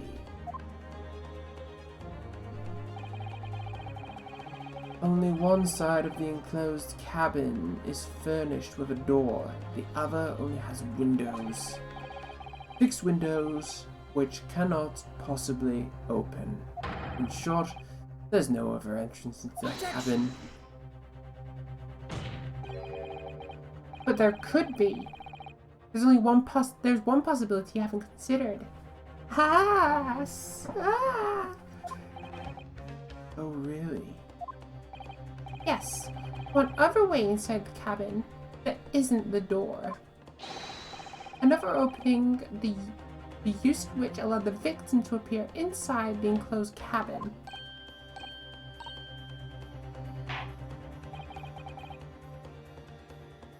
Alright, counsel. The defense will identify the location for the court. Here is the omnibus on which the incident occurred. Where on earth is this entrance by which you propose the victim entered? Take that! I was right. The answer is obvious. It can only have been the skylight. I say, the skylight? Objection! Your ludicrous proposal almost had me lost for words. However, Objection! The skylight may well be large enough for someone to pass through. Objection! so you claim. But do you have a shred of evidence to support your addle-brained theory? Both Mr. McGilded and Miss Lestrange said the same in their testimonies. They each claimed to have heard a loud thud, such as the noise made by someone falling to the floor. Yes, which has already been explained. As the sound of the victim falling from his seat having been assaulted with the dagger. Imagine someone entering through the skylight quieter than the door. Well, that's it. See, I'm thinking now he was killed on the roof and he was dropped through the skylight. It's strange. It's like That's the only way in which both these two people are not guilty. But then it means that one of the two upstairs, or at least one of them upstairs, is guilty. Because what you got to consider is that it's the time for McGill to get her out from underneath him, while also putting him back in the seat. So you don't know how long they were actually talking for before it was actually discovered, oh hang on, one of them is dead. His body fell through, that would make more sense. But there's definitely a time frame difference. There's a time frame problem. Because she said, oh yeah, the body like kind of fell on me, so I kept pushing it back. That's how my hands got full of blood. But you don't know how long beforehand she'd been sat there for. Big brain time. Yes, it has. But would a man slipping from the seat onto the floor really have made such a loud noise as the witness described? A noise loud enough to cause Miss Lestrade to let out an involuntary cry, in fact? Still is the question of why did the stuff disappear from under the seat? That's a very good question. One that I do not currently have the answer for. Good gracious! Perhaps, in fact, that was the moment the victim made his entrance into the cabin. No, let me rephrase that. The victim didn't enter the cabin as such. He fell into it. Objection!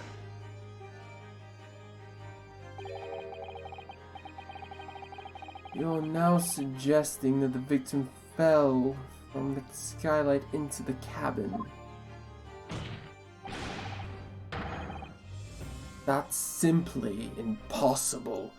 And it all makes sense. Ooh. Think about who else owed McGilden money and where he was sat. I think he was the one sat on the back. So therefore he could have killed him with his own weapon, pushed him in, relocked the skylight, and not said anything.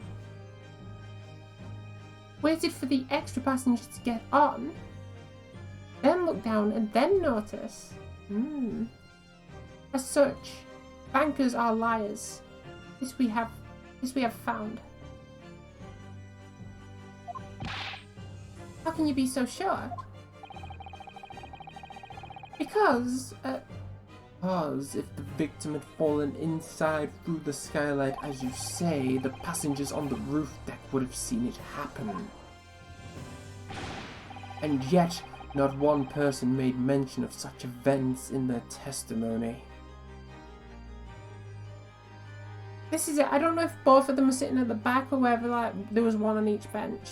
If they were both sitting at the back, it kind of makes my theory a little redundant. It's strange. I can't remember. I'll be very honest. Well, yeah, that's true, but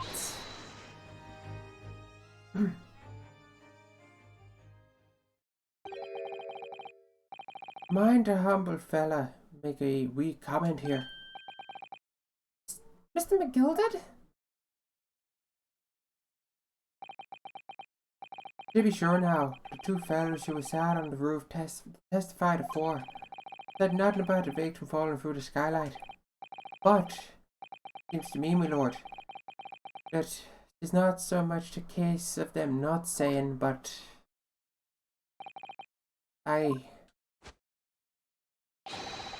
it's a case of them being unable to say.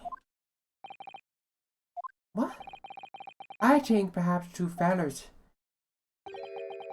do be having something of a compelling reason not to mention what happened. Would you not agree, and ladies and gentlemen of the jury? Oh my goodness. Surely not. Those two chaps on the roof? You mean the ones who stuck the knife in that man?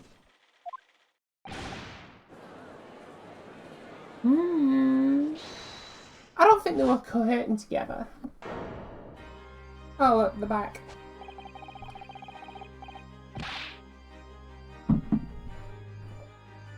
Just what exactly are you insinuating here, you blifer? You rotter, he said. You rotter. Just what are you insinuating? This is a flaming outrage. I have a good mind to give you a blinker in a minute. Look, if you were shiny in a minute, he said. And so will I. Mr. Fairplay. You're effectively accusing me, a city gentleman and well-respected banker. And me, a very, very angry hatter.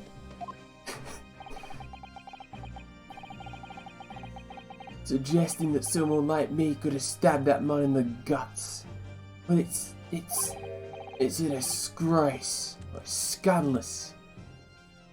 It's... I protest. I protest in the strongest possible terms. That's right, I protest too. But you rotten scoundrel.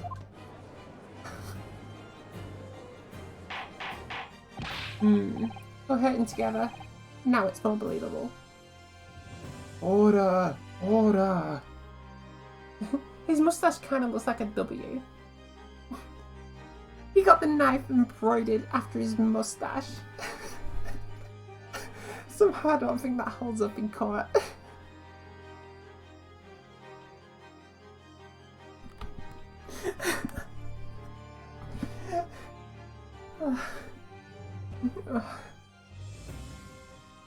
I like that one. That's good.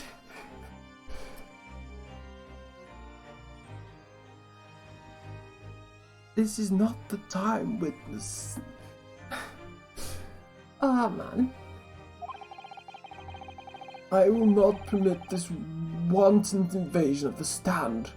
Return to the annex room at once. Why? What is it beyond reason, my lord?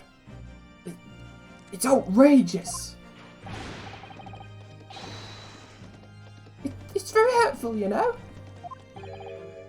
My lord, if I may comment. Go ahead, Lord Van Zykes. It was the defense that incited this outburst from the witnesses. My learned friend has seen fit to abandon all protocol and accuse the witnesses without proof. Accuse? I never intended to. It seems, young Nipponese, that your command of the English tongue is wanting.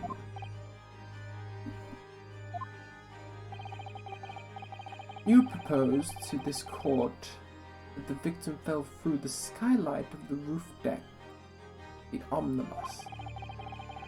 That hypothesis cannot possibly stand without the rooftop passengers being aware of the events.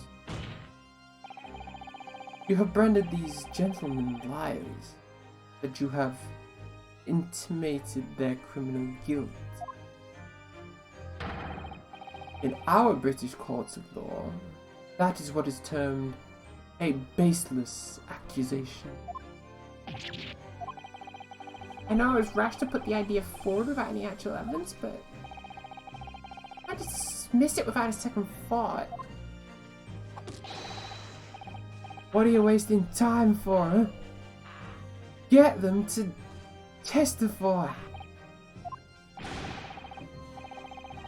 I thought there was something fishy about that act from the moment I laid eyes on the fella. I have to see this matter through now. One way or another. There is filth and rubbish in our midst that we must dispose of at once. Testify. Testify. What's happening, Mr. Narrator? The spectators in the public gallery they're in a complete frenzy. Mr. Fairplay and Mr. First. My lord,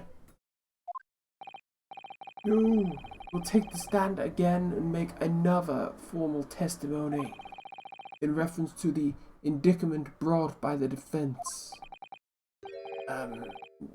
Yes, my lord. I didn't come here for this. No time to think this through. All I can do is keep pushing it forward.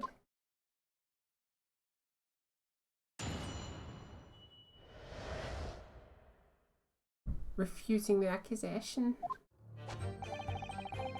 We were the only two people on the on that roof deck, dead or alive. I can swear to that. If anything had happened when we were sitting, I don't think for one moment the other one of us wouldn't have noticed. In any case, neither of us knew the first thing about the victim. We had no reason to kill the man. The skylight was shut the entire time, I tell you. We couldn't have possibly opened it. If you're so sure the victim fell through the skylight, where's your proof?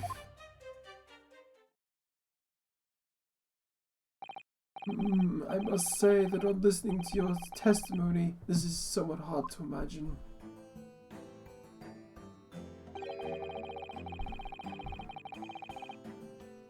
How either witness could have performed any malevolent act on this rooftop deck without the other noticing forthwith. That's right, you see.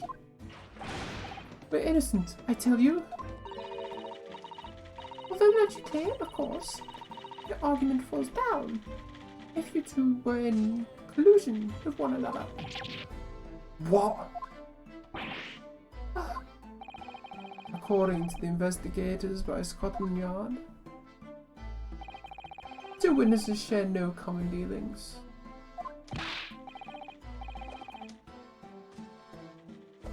Ha! I don't trust coppers anymore. Any more than I can trust this stinking rich.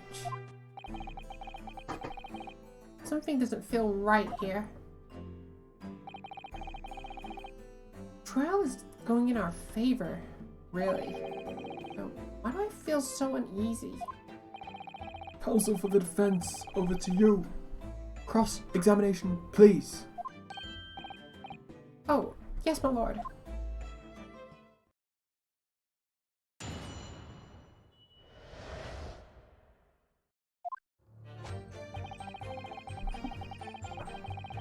Here we go again.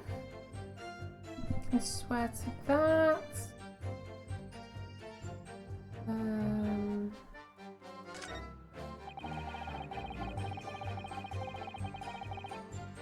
Anything had happened.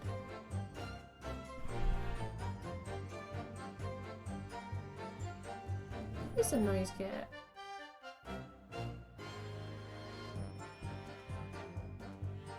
That's a bit better.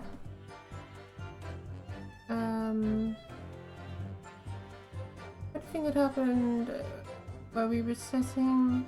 I don't think one of us would have noticed. Not only that, the cabbie man should have surely noticed. In any case, neither of us knew the first thing about the victim. We had no reason to kill the man. No, but you did know McGill did. And if you knew he was riding, it gives you the perfect time to commit a crime, indicate him, indoctrinate him, so that he would be guilty and you wouldn't have to pay your credit back. Yeah? Hold it! So, you've never met Mr. Spice Fried Mason before? Oh, lamb, no. Not once, not never. You never met the man before, he said. Never. And you, Mr. First? You had no prior dealings with the victim either? That's right, sir. That's Masters don't have much to do with brickmakers, to be perfectly honest, sir. No, I imagine not. You see, how many different ways can I put this? Neither of us have even the remotest connection to the gentlemen who are inside the cabin.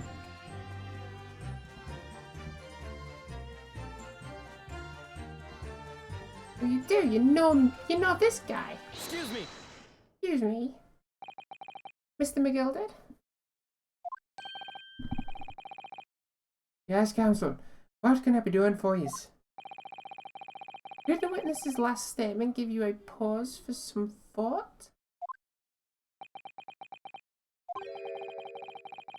Not a remotest connection.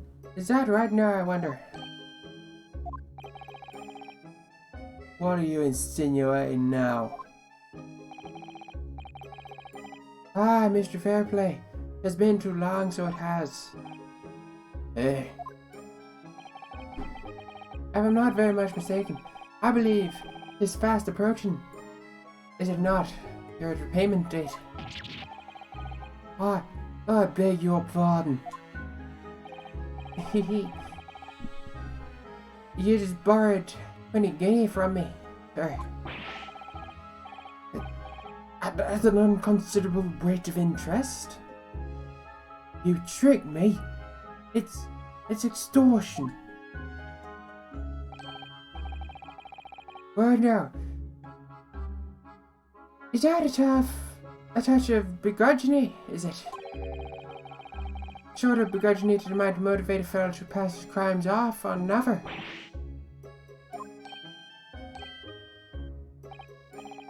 And young Mr. First. Me, sir? What do you want with me?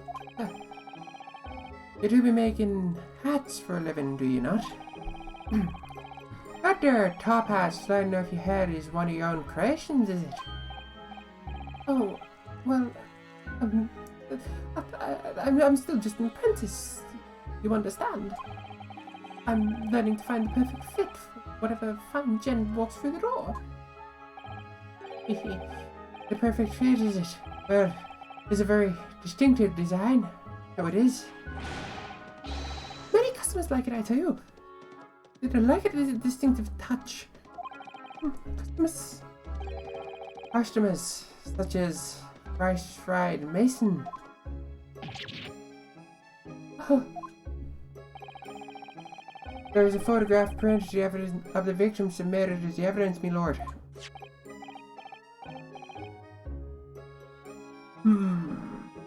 Oh. Ah, this you mean. I can't help tinkering the poor fellow's hat. I can't help thinking the poor fellow's hat looks distinctly familiar. What do you say? oh. It's one of my hats. Aye, so it is. So it would seem the brickmaker was a customer of yours. The sort of customer I'd wager you could have a wee quarrel with over distinctiveness of goods. Oh no, sir, absolutely not, sir. Well, there's really nothing more to add. It wouldn't be right for me to say the two fellas here hadn't the remotest connection to the victim, you see.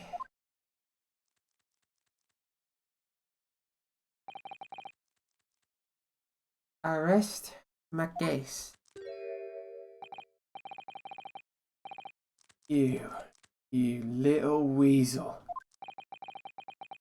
He's better at this than I am. Gosh, Mr. McGilded has certainly been for his research, hasn't he? Please, don't let me little interruption hold up the proceedings. But what did I learn from that? That's the real question. What did I actually learn from that? I got no evidence. I just got a really long drawn out cutscene.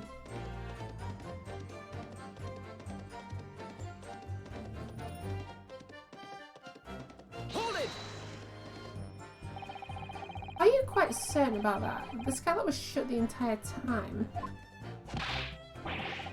I'm gonna lose my block with you in a minute. He's gonna lose his rag with you in a minute. That's what he said. Take a look for yourself. Go on. You see? It's shut fast now, just like it was on the night.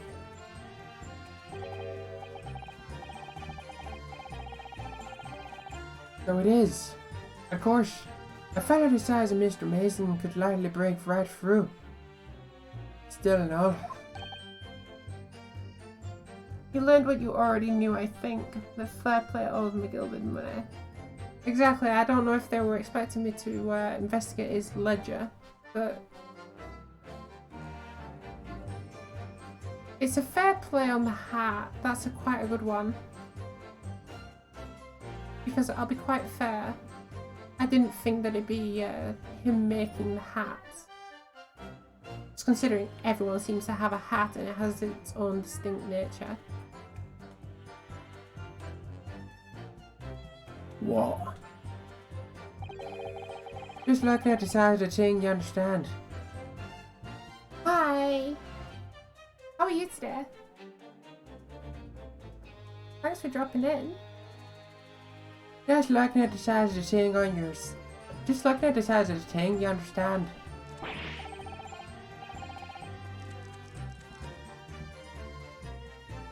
Now you hold your horses there a minute, sir.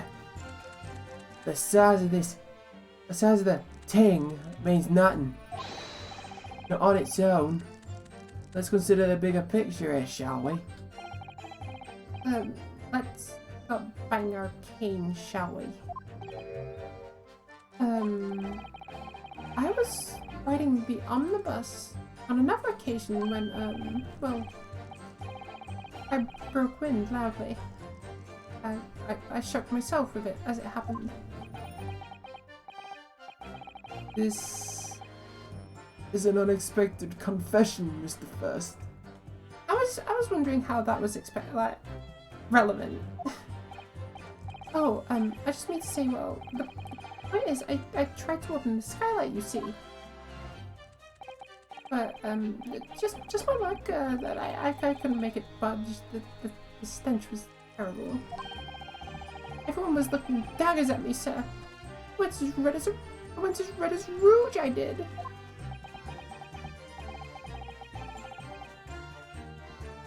Are you expecting me to sentence you? Oh, no, sir. The point is, the skylight can't be opened. Wait, that ain't... I tried and tried. And I was inside the cabin of shame. Yeah, because it's open from the outside in. Genius. Excuse me. Excuse me. You have something to say about that, Miss Lestrade? Miss Lestrade.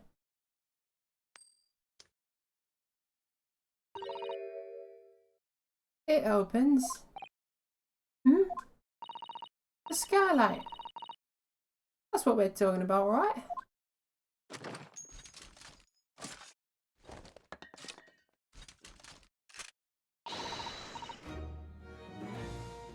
Oh, then skylight's open. Dead easy. More easily than you can load that weapon. That's a lie, I tell you. Otherwise, when I broke wind, You can't do it from inside, you mug. Oh.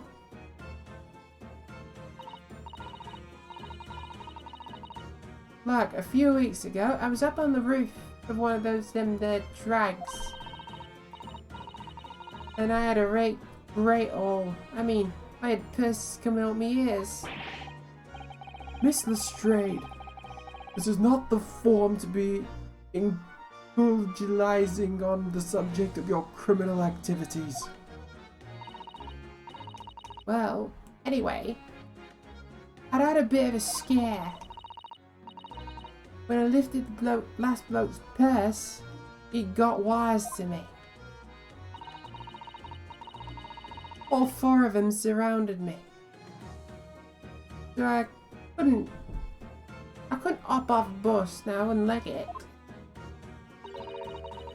So what I did, I used a skylight. Opened the catch, jumped right through. What? Yeah. They're catch with them skylights on the top side. That's why you can't open them from the cabin. The skylight opens from the roof deck? I already knew that. Bailiff, climb up onto the roof of the omnibus at once and verify this witness's claim.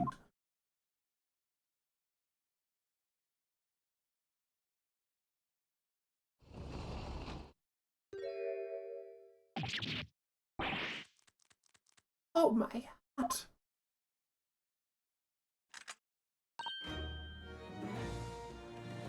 See?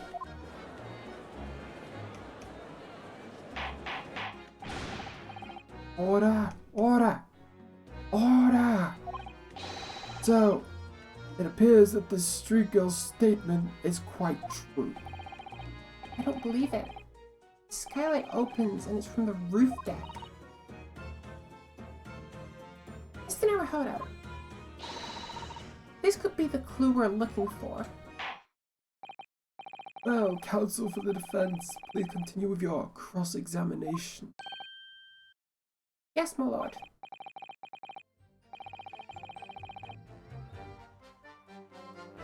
Oh, the skylight opens. Perhaps I should investigate for myself.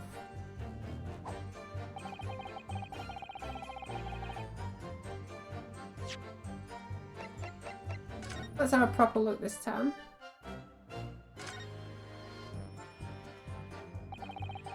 Well, the skylight was fastened shut before, but now the catch has been undone. We should be able to open it.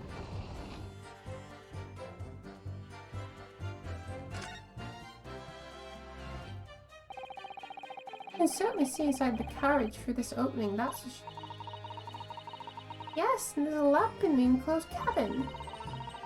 I'm sure the witnesses would have been able to see quite clearly. That's not good for us. So now that it's open, let's go inside and let's see what we can...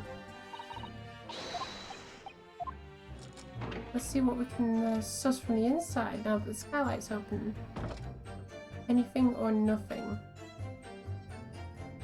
Aha! Yes! But it does open very wide, doesn't it? Wide enough to get a kick... Not wide enough to kick someone through, like... You! Certainly, Mr. Narrator. Why someone like me? What is it? Look, here. Just look at this. That's without question. It's blood. Why would there be a blood stain here? Surely. It can't be related to the case, can it?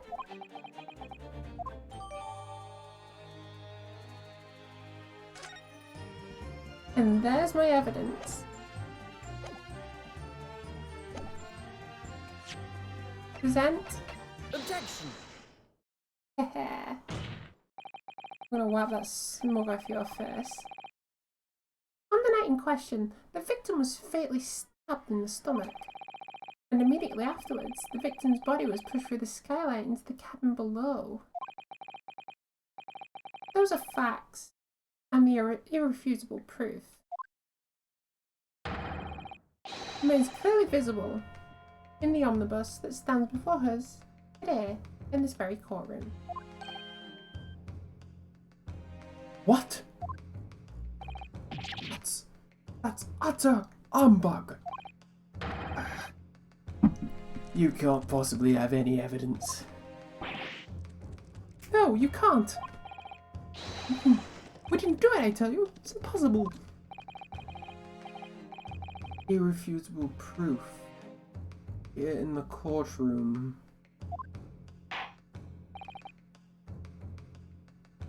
Counsel, My lord. I believe everyone would appreciate a little clarification here. Where exactly within the omnibus is the evidence to which you allude? Will you point out what it is that proves the victim fell through the roof deck from the skylight? I will do if you let me control properly. It's right there. Got it. By Jupiter. Blood.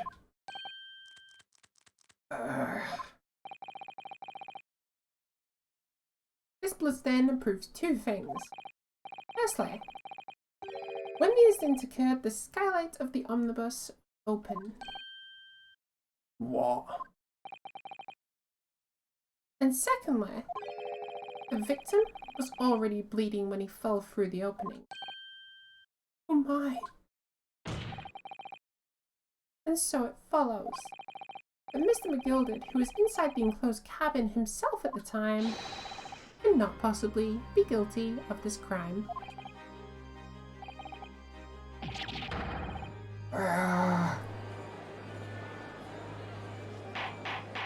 So I've completely shifted the blame now. So it's not on McGilded or the girl.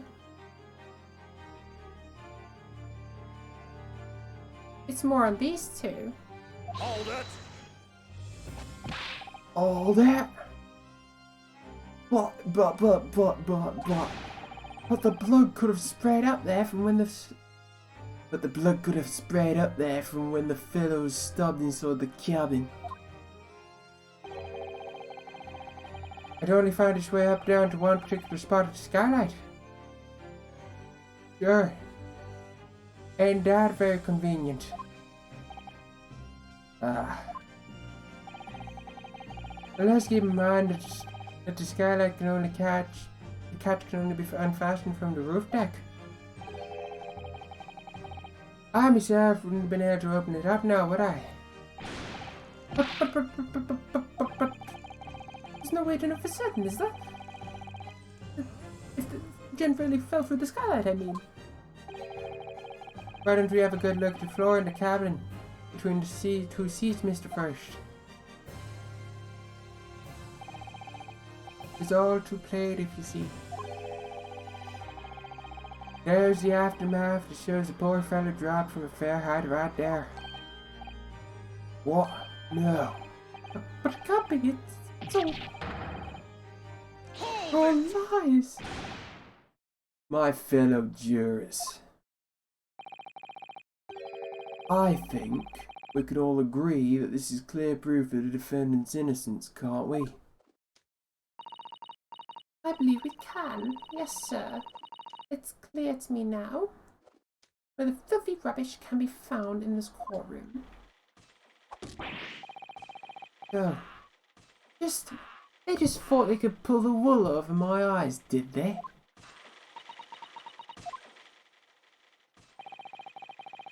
Won't tolerate any of my guild's carriages being sullied with blood. Won't tolerate it. Oh, I always knew that nice gentleman who gave us that delightful bark couldn't have done such a thing. On three then, everyone. 1, 2, 3. Objection!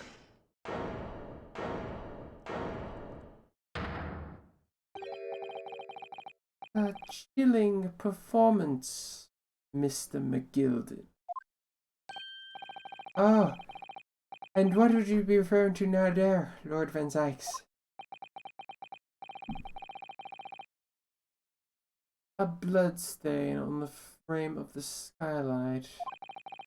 Such evidence is null and void.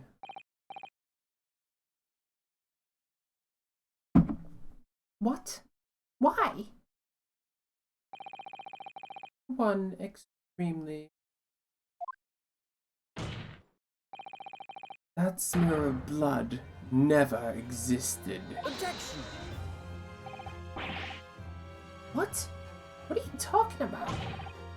It's right there for all to see. Objection! I personally attended Scotland Yard's investigation of the Omnibus. The officers involved went over the carriage with a fine-tooth comb. So I can state with absolute surety That's not a word, surely. no such smear of blood existed in the carriage. At least, not until this trial began. What? Are you suggesting, Lord Van Zykes, that the stain of blood was fabric? My lord, yes. And while this court has been in session,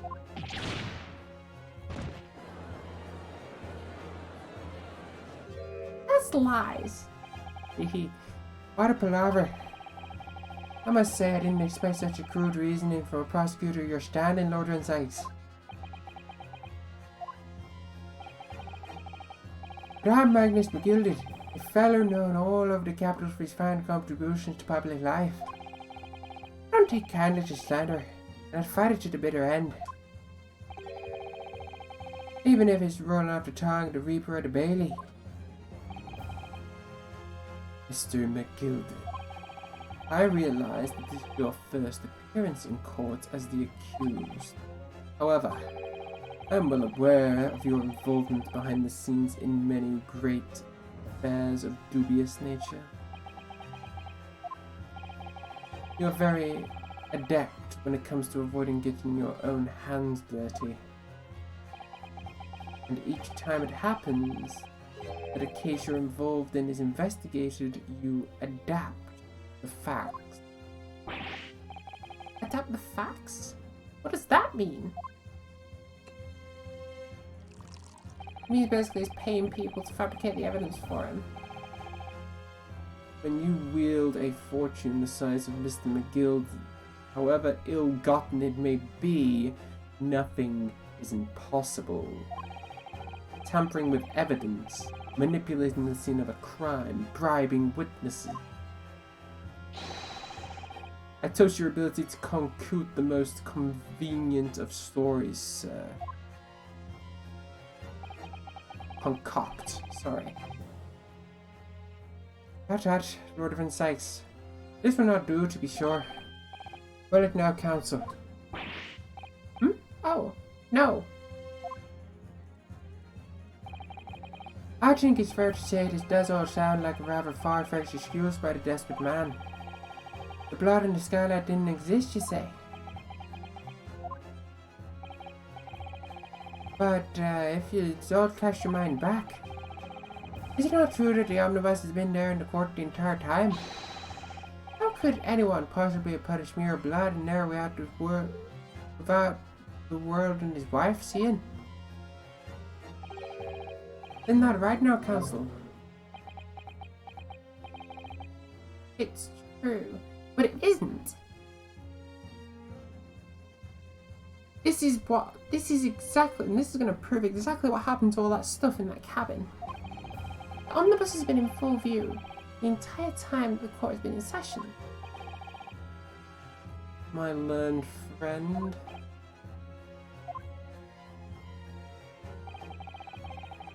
Here's for hearing your opinion on the matter, in your own words. As you wish. Would someone have tampered with the Omnibus during this trial? If you're asking me, I think.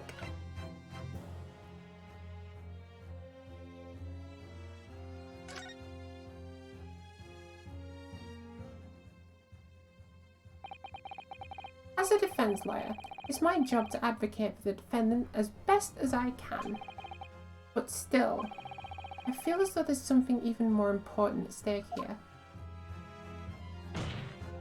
See, I said this an hour ago. It's my job to uncover the truth, not just to get this guy off the hook. There's no evidence to suggest the defendant did, as my learned friend suggests. However, in terms of having the opportunity to carry out the alleged tampering, there is one possibility. Oh! Good gracious. Explain yourself, counsel.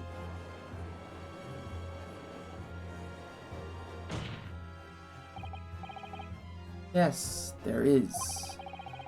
seems my learned Nipney's friend has no intention of running from this deceit. Deceit. I'm sure everyone still remembers clearly the recess that we were forced to take as a result of the smoke grenade fired by the witness currently in the stand, Miss Gina Lestrade.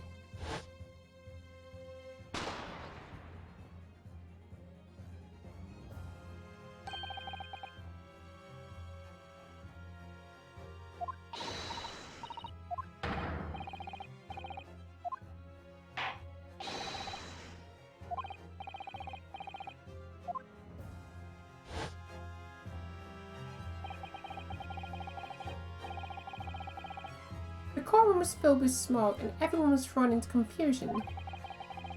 All of us were made to leave this chamber. In that brief interval under the veil of smoke and all the chaos, it could have been possible to steal inside the omnibus.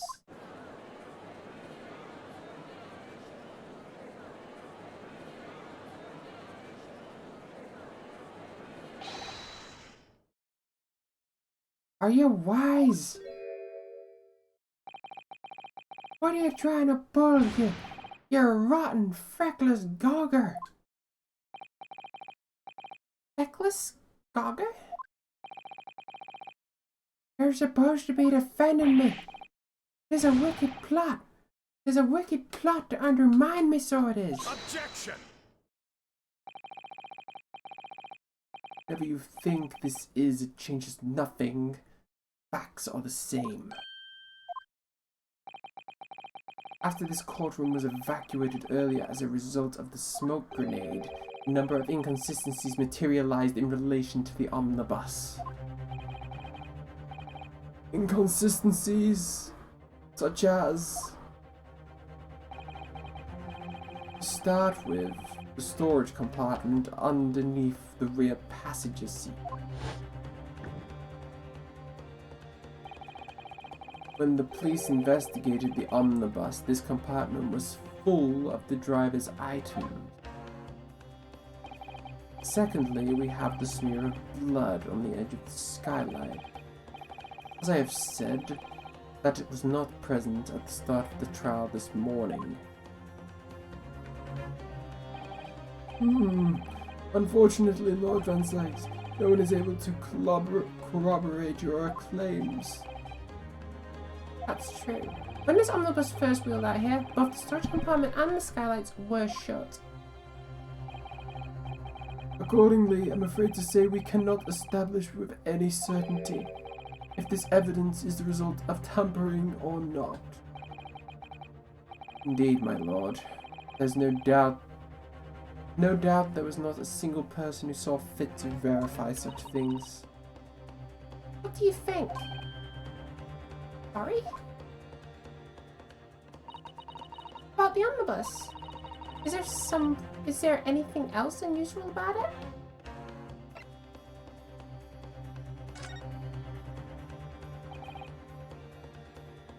My lord. Yes, counsel. There is one further inconsistency.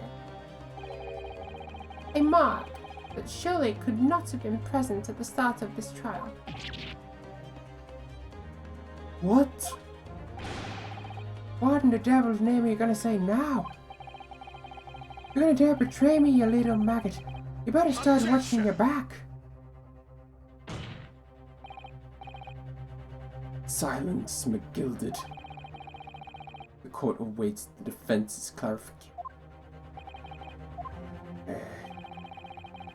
This trial keeps swinging one way and then the other. I have no idea what's the truth and what's deception. What am I supposed to believe here? I shall have to ask you to elaborate, counsel. Where exactly is this alleged mark that you claim appeared at some point in the trial?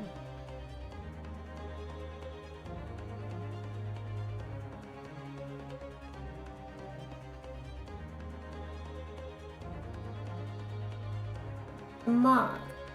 Here's the thing, right?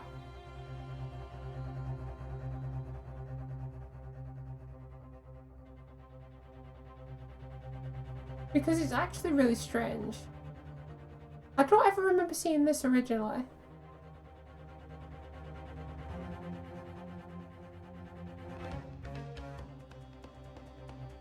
But there's no other marks, so that's always been there.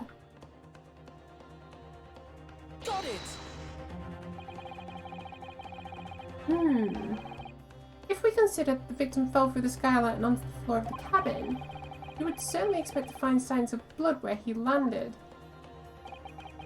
But as far as I recall, this bloodstain on the cabin floor was not there when the omnibus was first brought into the courtroom.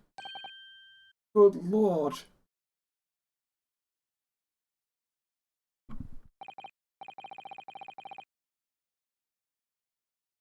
Yes, I do believe you're correct, counsel.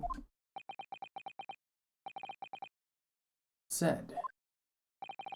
Although, as advocate for the defense, one might say this is a very careless slip of the tongue.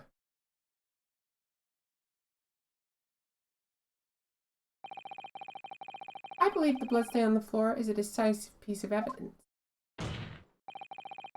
But if the question is whether that evidence is genuine or whether it is unlawfully fabricated by someone, I feel compelled to admit there is at least a possibility that the evidence is fake.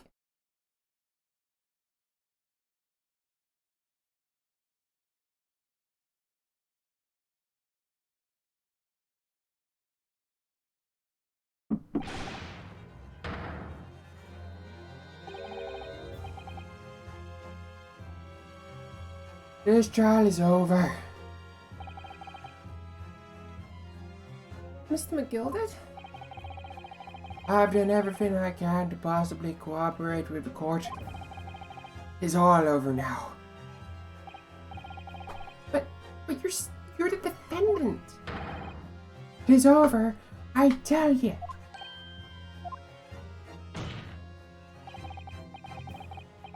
Memory, recollection. What people think they saw, 'tis all a nonsense. Facts are what count, and the fact is, the bloodstain is there now. Well, And over the course of this desperate trial, long and extremely drawn out as it has been, that God-for-nothing Reader of the Bailey has failed to present any decisive evidence at all. I'm scandalized, and so I am. I thought better of Lord Van Sykes. Well, my lord, I must concur with the defendant. Unaffirmed recollections of an individual cannot stand as evidence. At this moment in time, the particular bloodstain in question is very much in existence. And in the absence of any credible method by which to prove its alleged previous non-existence, I regret to say it would be improper for this trial to continue. your lordship, you can't be serious. Lord Van Sykes, what is your position? the prosecution, my lord, has no further witnesses or evidence to present. Very well. In that case, as I believe we have explored every possible avenue in this matter, I shall proceed to my adjudication. As a formality, I am of course obliged with the defense first. What formality? As things stand at the moment, it would seem that Mr. McGill would be found not guilty. Yes? Which would mean we've won. Is that really the right outcome here? Is it really alright for this trial to come to an end now with all these unexplained inconsistencies? Counsel for the defense, your closing statement, please.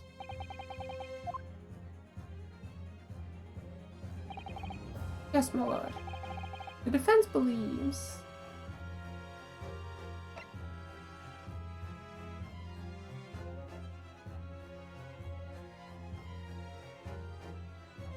you can't make me choose that. Come on.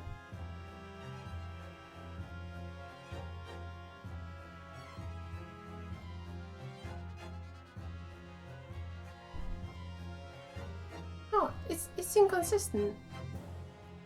Inconsistent.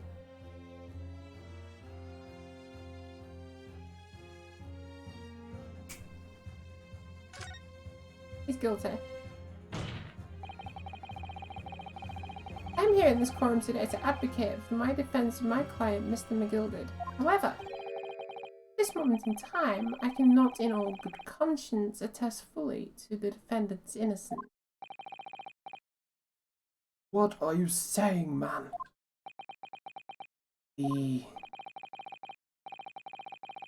Without any question, there is no conclusive evidence to prove the defendant is guilty. However, there is also no conclusive evidence to prove that he is innocent. Good gracious me. Order! Order! This is unprecedented behavior, counsel. A defense lawyer calling the accused innocence into question. Are you of sound mind? Oh, I am very sound in my mind. It was a grand decision to appoint you as my lawyer, so it was. Grand decision. What? I must say, I didn't expect quite an exciting spectacle at all at the end there. Still, have this for your troubles. Your job here is done, fella. And you done some fine work, you done. So you have. What do you mean? It is just as a right honourable gentleman, so succulently had it before. The trial cannot go on anymore. And your closing statement was, how did you put it now? Not more than a formality.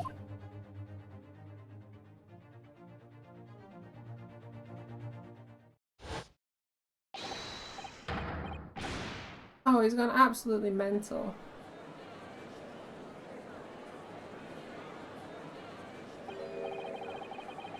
I don't know what to make of all this. Was the evidence we're seeing genuine? Was it fake? Lordship would be fuming. Any unsightly rash. He'd dispose of promptly, as I said. The stinking wretch, you're always guilty of something. You mark my words. I feel terribly ashamed that I ever doubted that lovely man who gave us that lovely park.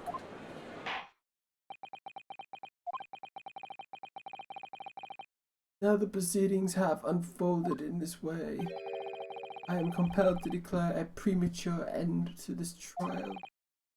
Furthermore, the court must accept the defendant's plea.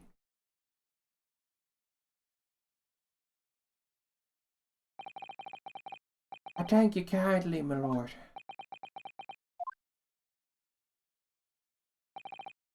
I hereby pronounce the verdict of this court. What? You're just completely avoiding the point of the jury system. Objection! But we still haven't determined if the bloodstain in the omnibus is genuine or not. We don't know if these witnesses are telling the truth or a pack of lies. We have no idea about the truth. Lord Van Zykes. My lord, the case made by the prosecution was flawed, plain and simple. If indeed the omnibus presented its evidence was tampered with, the prosecution is at fault for allowing such a disgraceful preservation of justice to take place. My sincerest apologies, my lord. Objection! But wait. When we were evacuated from the courtroom, Lord Van Zykes ordered for the evidence to be secured. I'm afraid the prosecution cannot shun responsibility in this matter. That's so unfair. The culpability of the defendant has not at the present time been established by this court. Consequently, the jury will not be required to proffer judgment. What?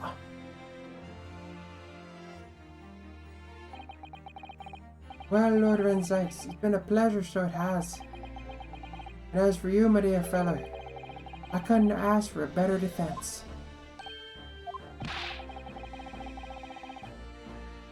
You mean to tell me this has been a grand waste of time? It is the law of the land, my good man. If you'd like to pursue the matter further, you can always go ahead and try to change the law. Magnus McGilden. Good grief, you got more to say to me, have you? Just one thing. A warning. This is far from over. Well, something to be looking forward to then.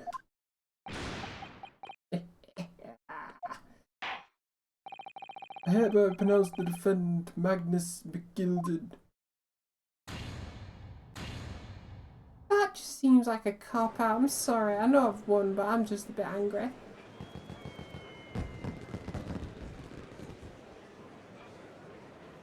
We have 5 out of the 6 jury guilty, 1 innocent, and apparently we've won.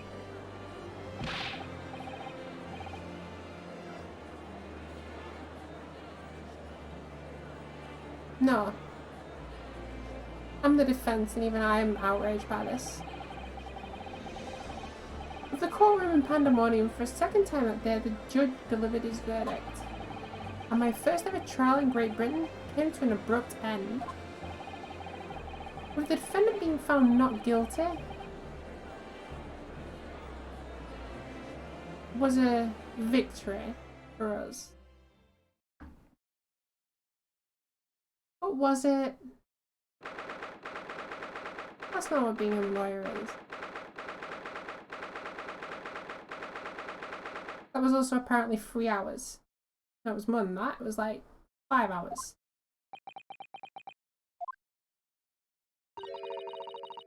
That certainly was a long trial. Yeah, it was.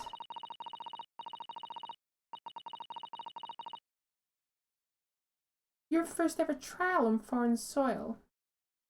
And your first victory. It was a wonderful performance. My heartfelt congratulations.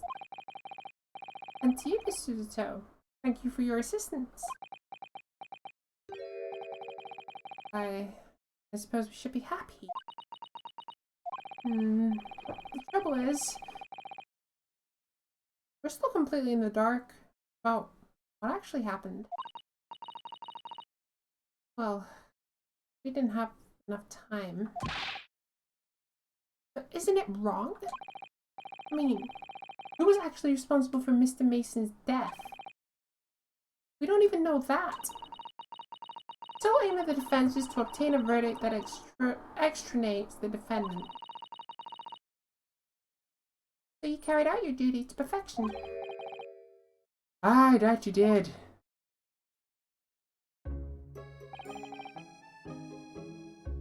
Mr. McGill did. And that girl's with him too.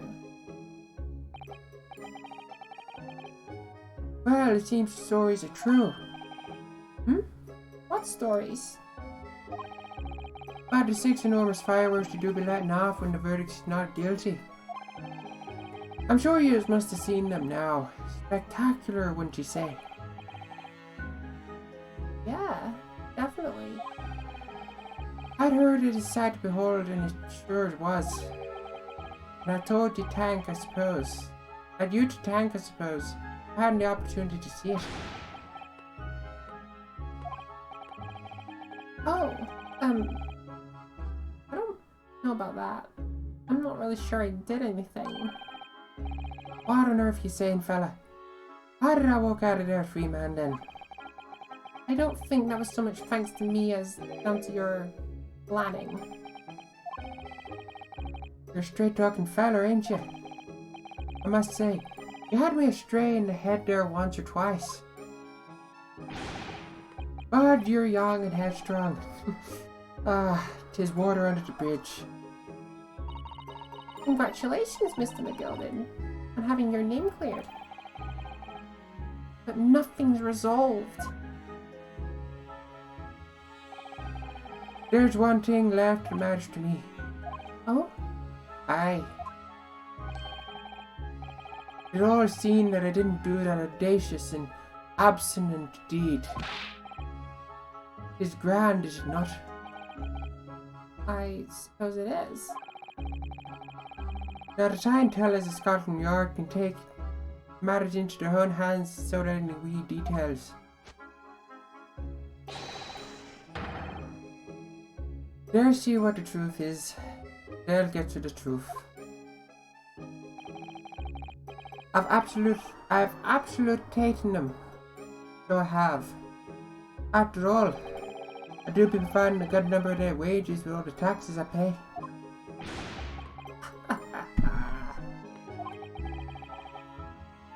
Not that funny. So then, as we agreed aforehand, 1,000 guinea for your trouble, fella. Oh, no, I couldn't possibly accept that much. You waste. You're a humble people, ain't you? You from the east.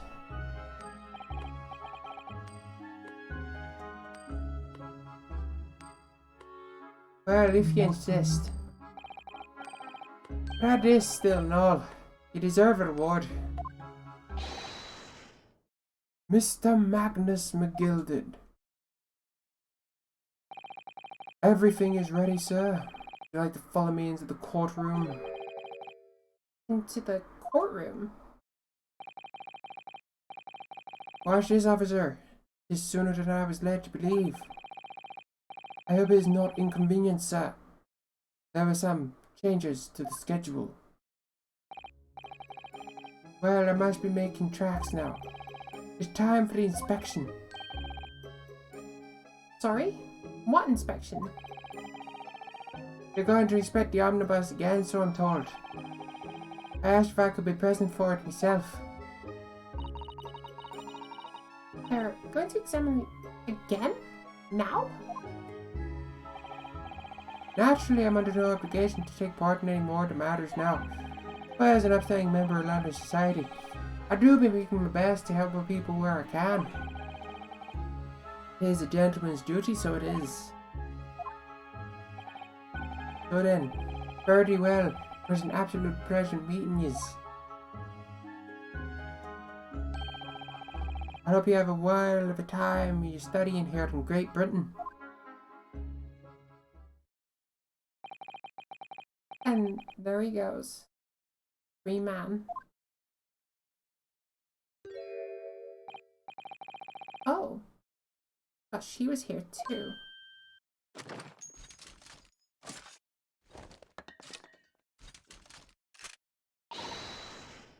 Don't move. Whereas I wanted to say get a move on, it really does take forever to load that thing. Miss Lestrade, would you mind putting that thing down? You're a grown-up. Sorry? I ain't all grown-ups. There you are. Naughty, naughty. Heading off like that? Is this some kind of picnic?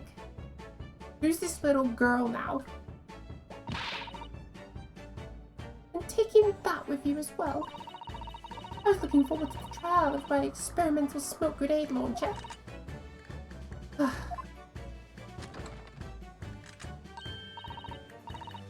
Oh, do you want to play?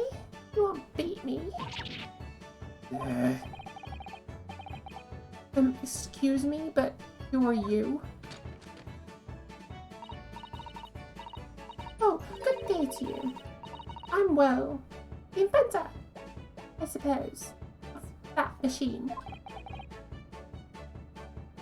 The inventor.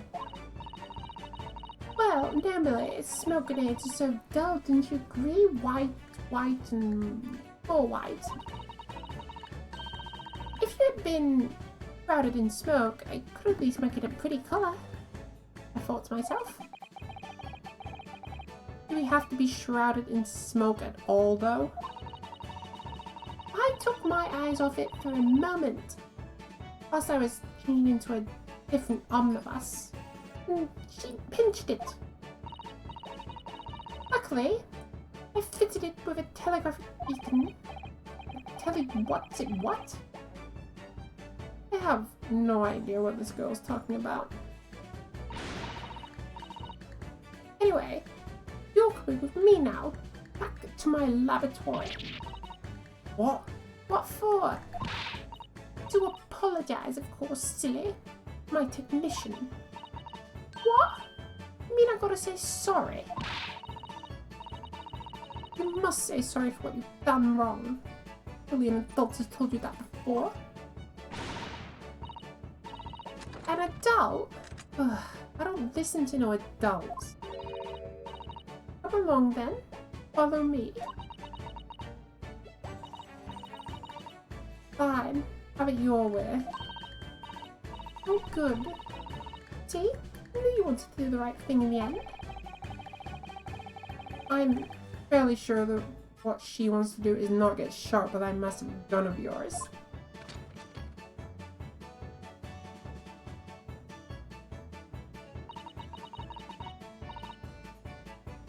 We'll be leaving now then. Bye-bye. I'm so sorry for all the fuss. He was a lively one.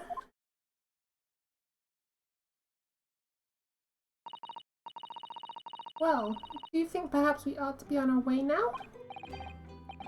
Yes, you're right. But where to? We haven't had time to find a place to stay. No sooner we arrived in London, we rushed here. All our traveling cases and stuff are still in the bailiff. I was originally planning to spend today in search of lodgings. But at this late hour of the day, I'm afraid we might be out of luck. Don't worry though, I have a plan. And if worst comes to worst, I've heard of a lovely park where we can spend the night. Please tell me you're not thinking of McGill's Park. I know it might be a little chilly this time of year, but our usefulness will see us through. I am not so sure about that. I think a mid-water Londoner night will freeze a young person solid just as easily as an elderly one. Oh dear, that doesn't sound agreeable. Now I'm starting to regret turning Mr. McGill down. That 1,000 guinea would have paid for a lovely warm room. Or mansion.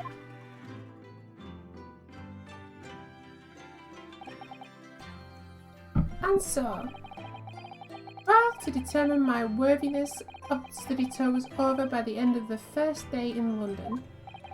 However, as we were soon to learn, there were more trying times ahead. Just as the Reaper of the Bailey had warned, the case was far from over.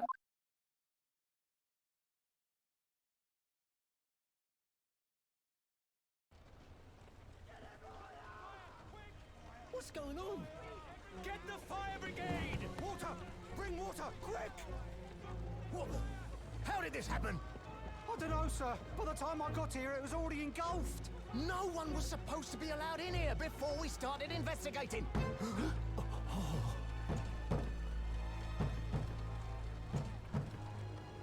No. Oh, good God. Oh. There's someone in there.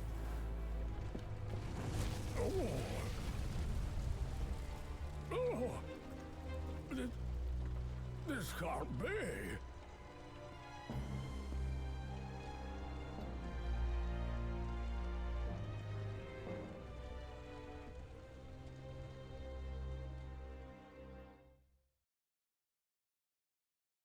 What a turn of events that was.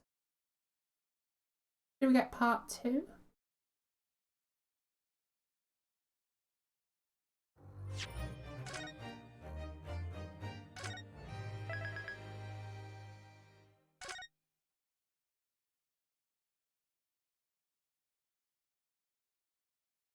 No, you can't just leave it on that, surely.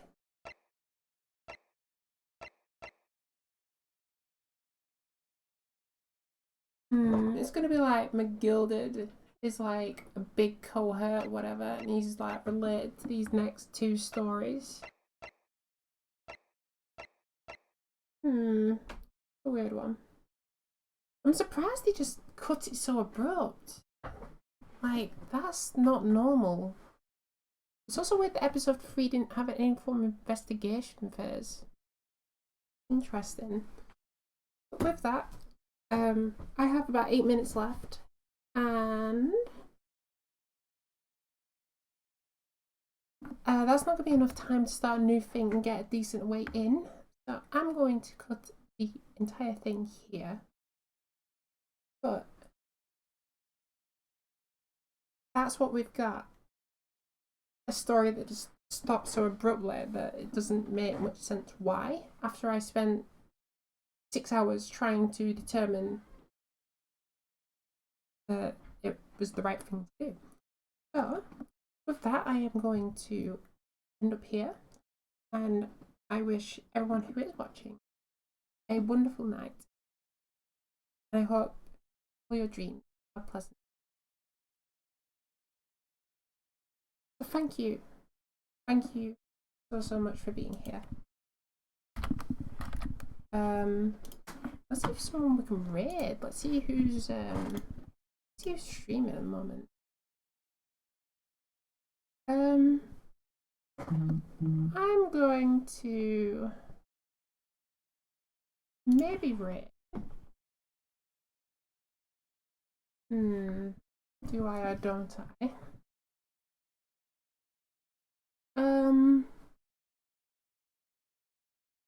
No, I don't think I can. I'm just going to end off here. But thank you so much. Bye.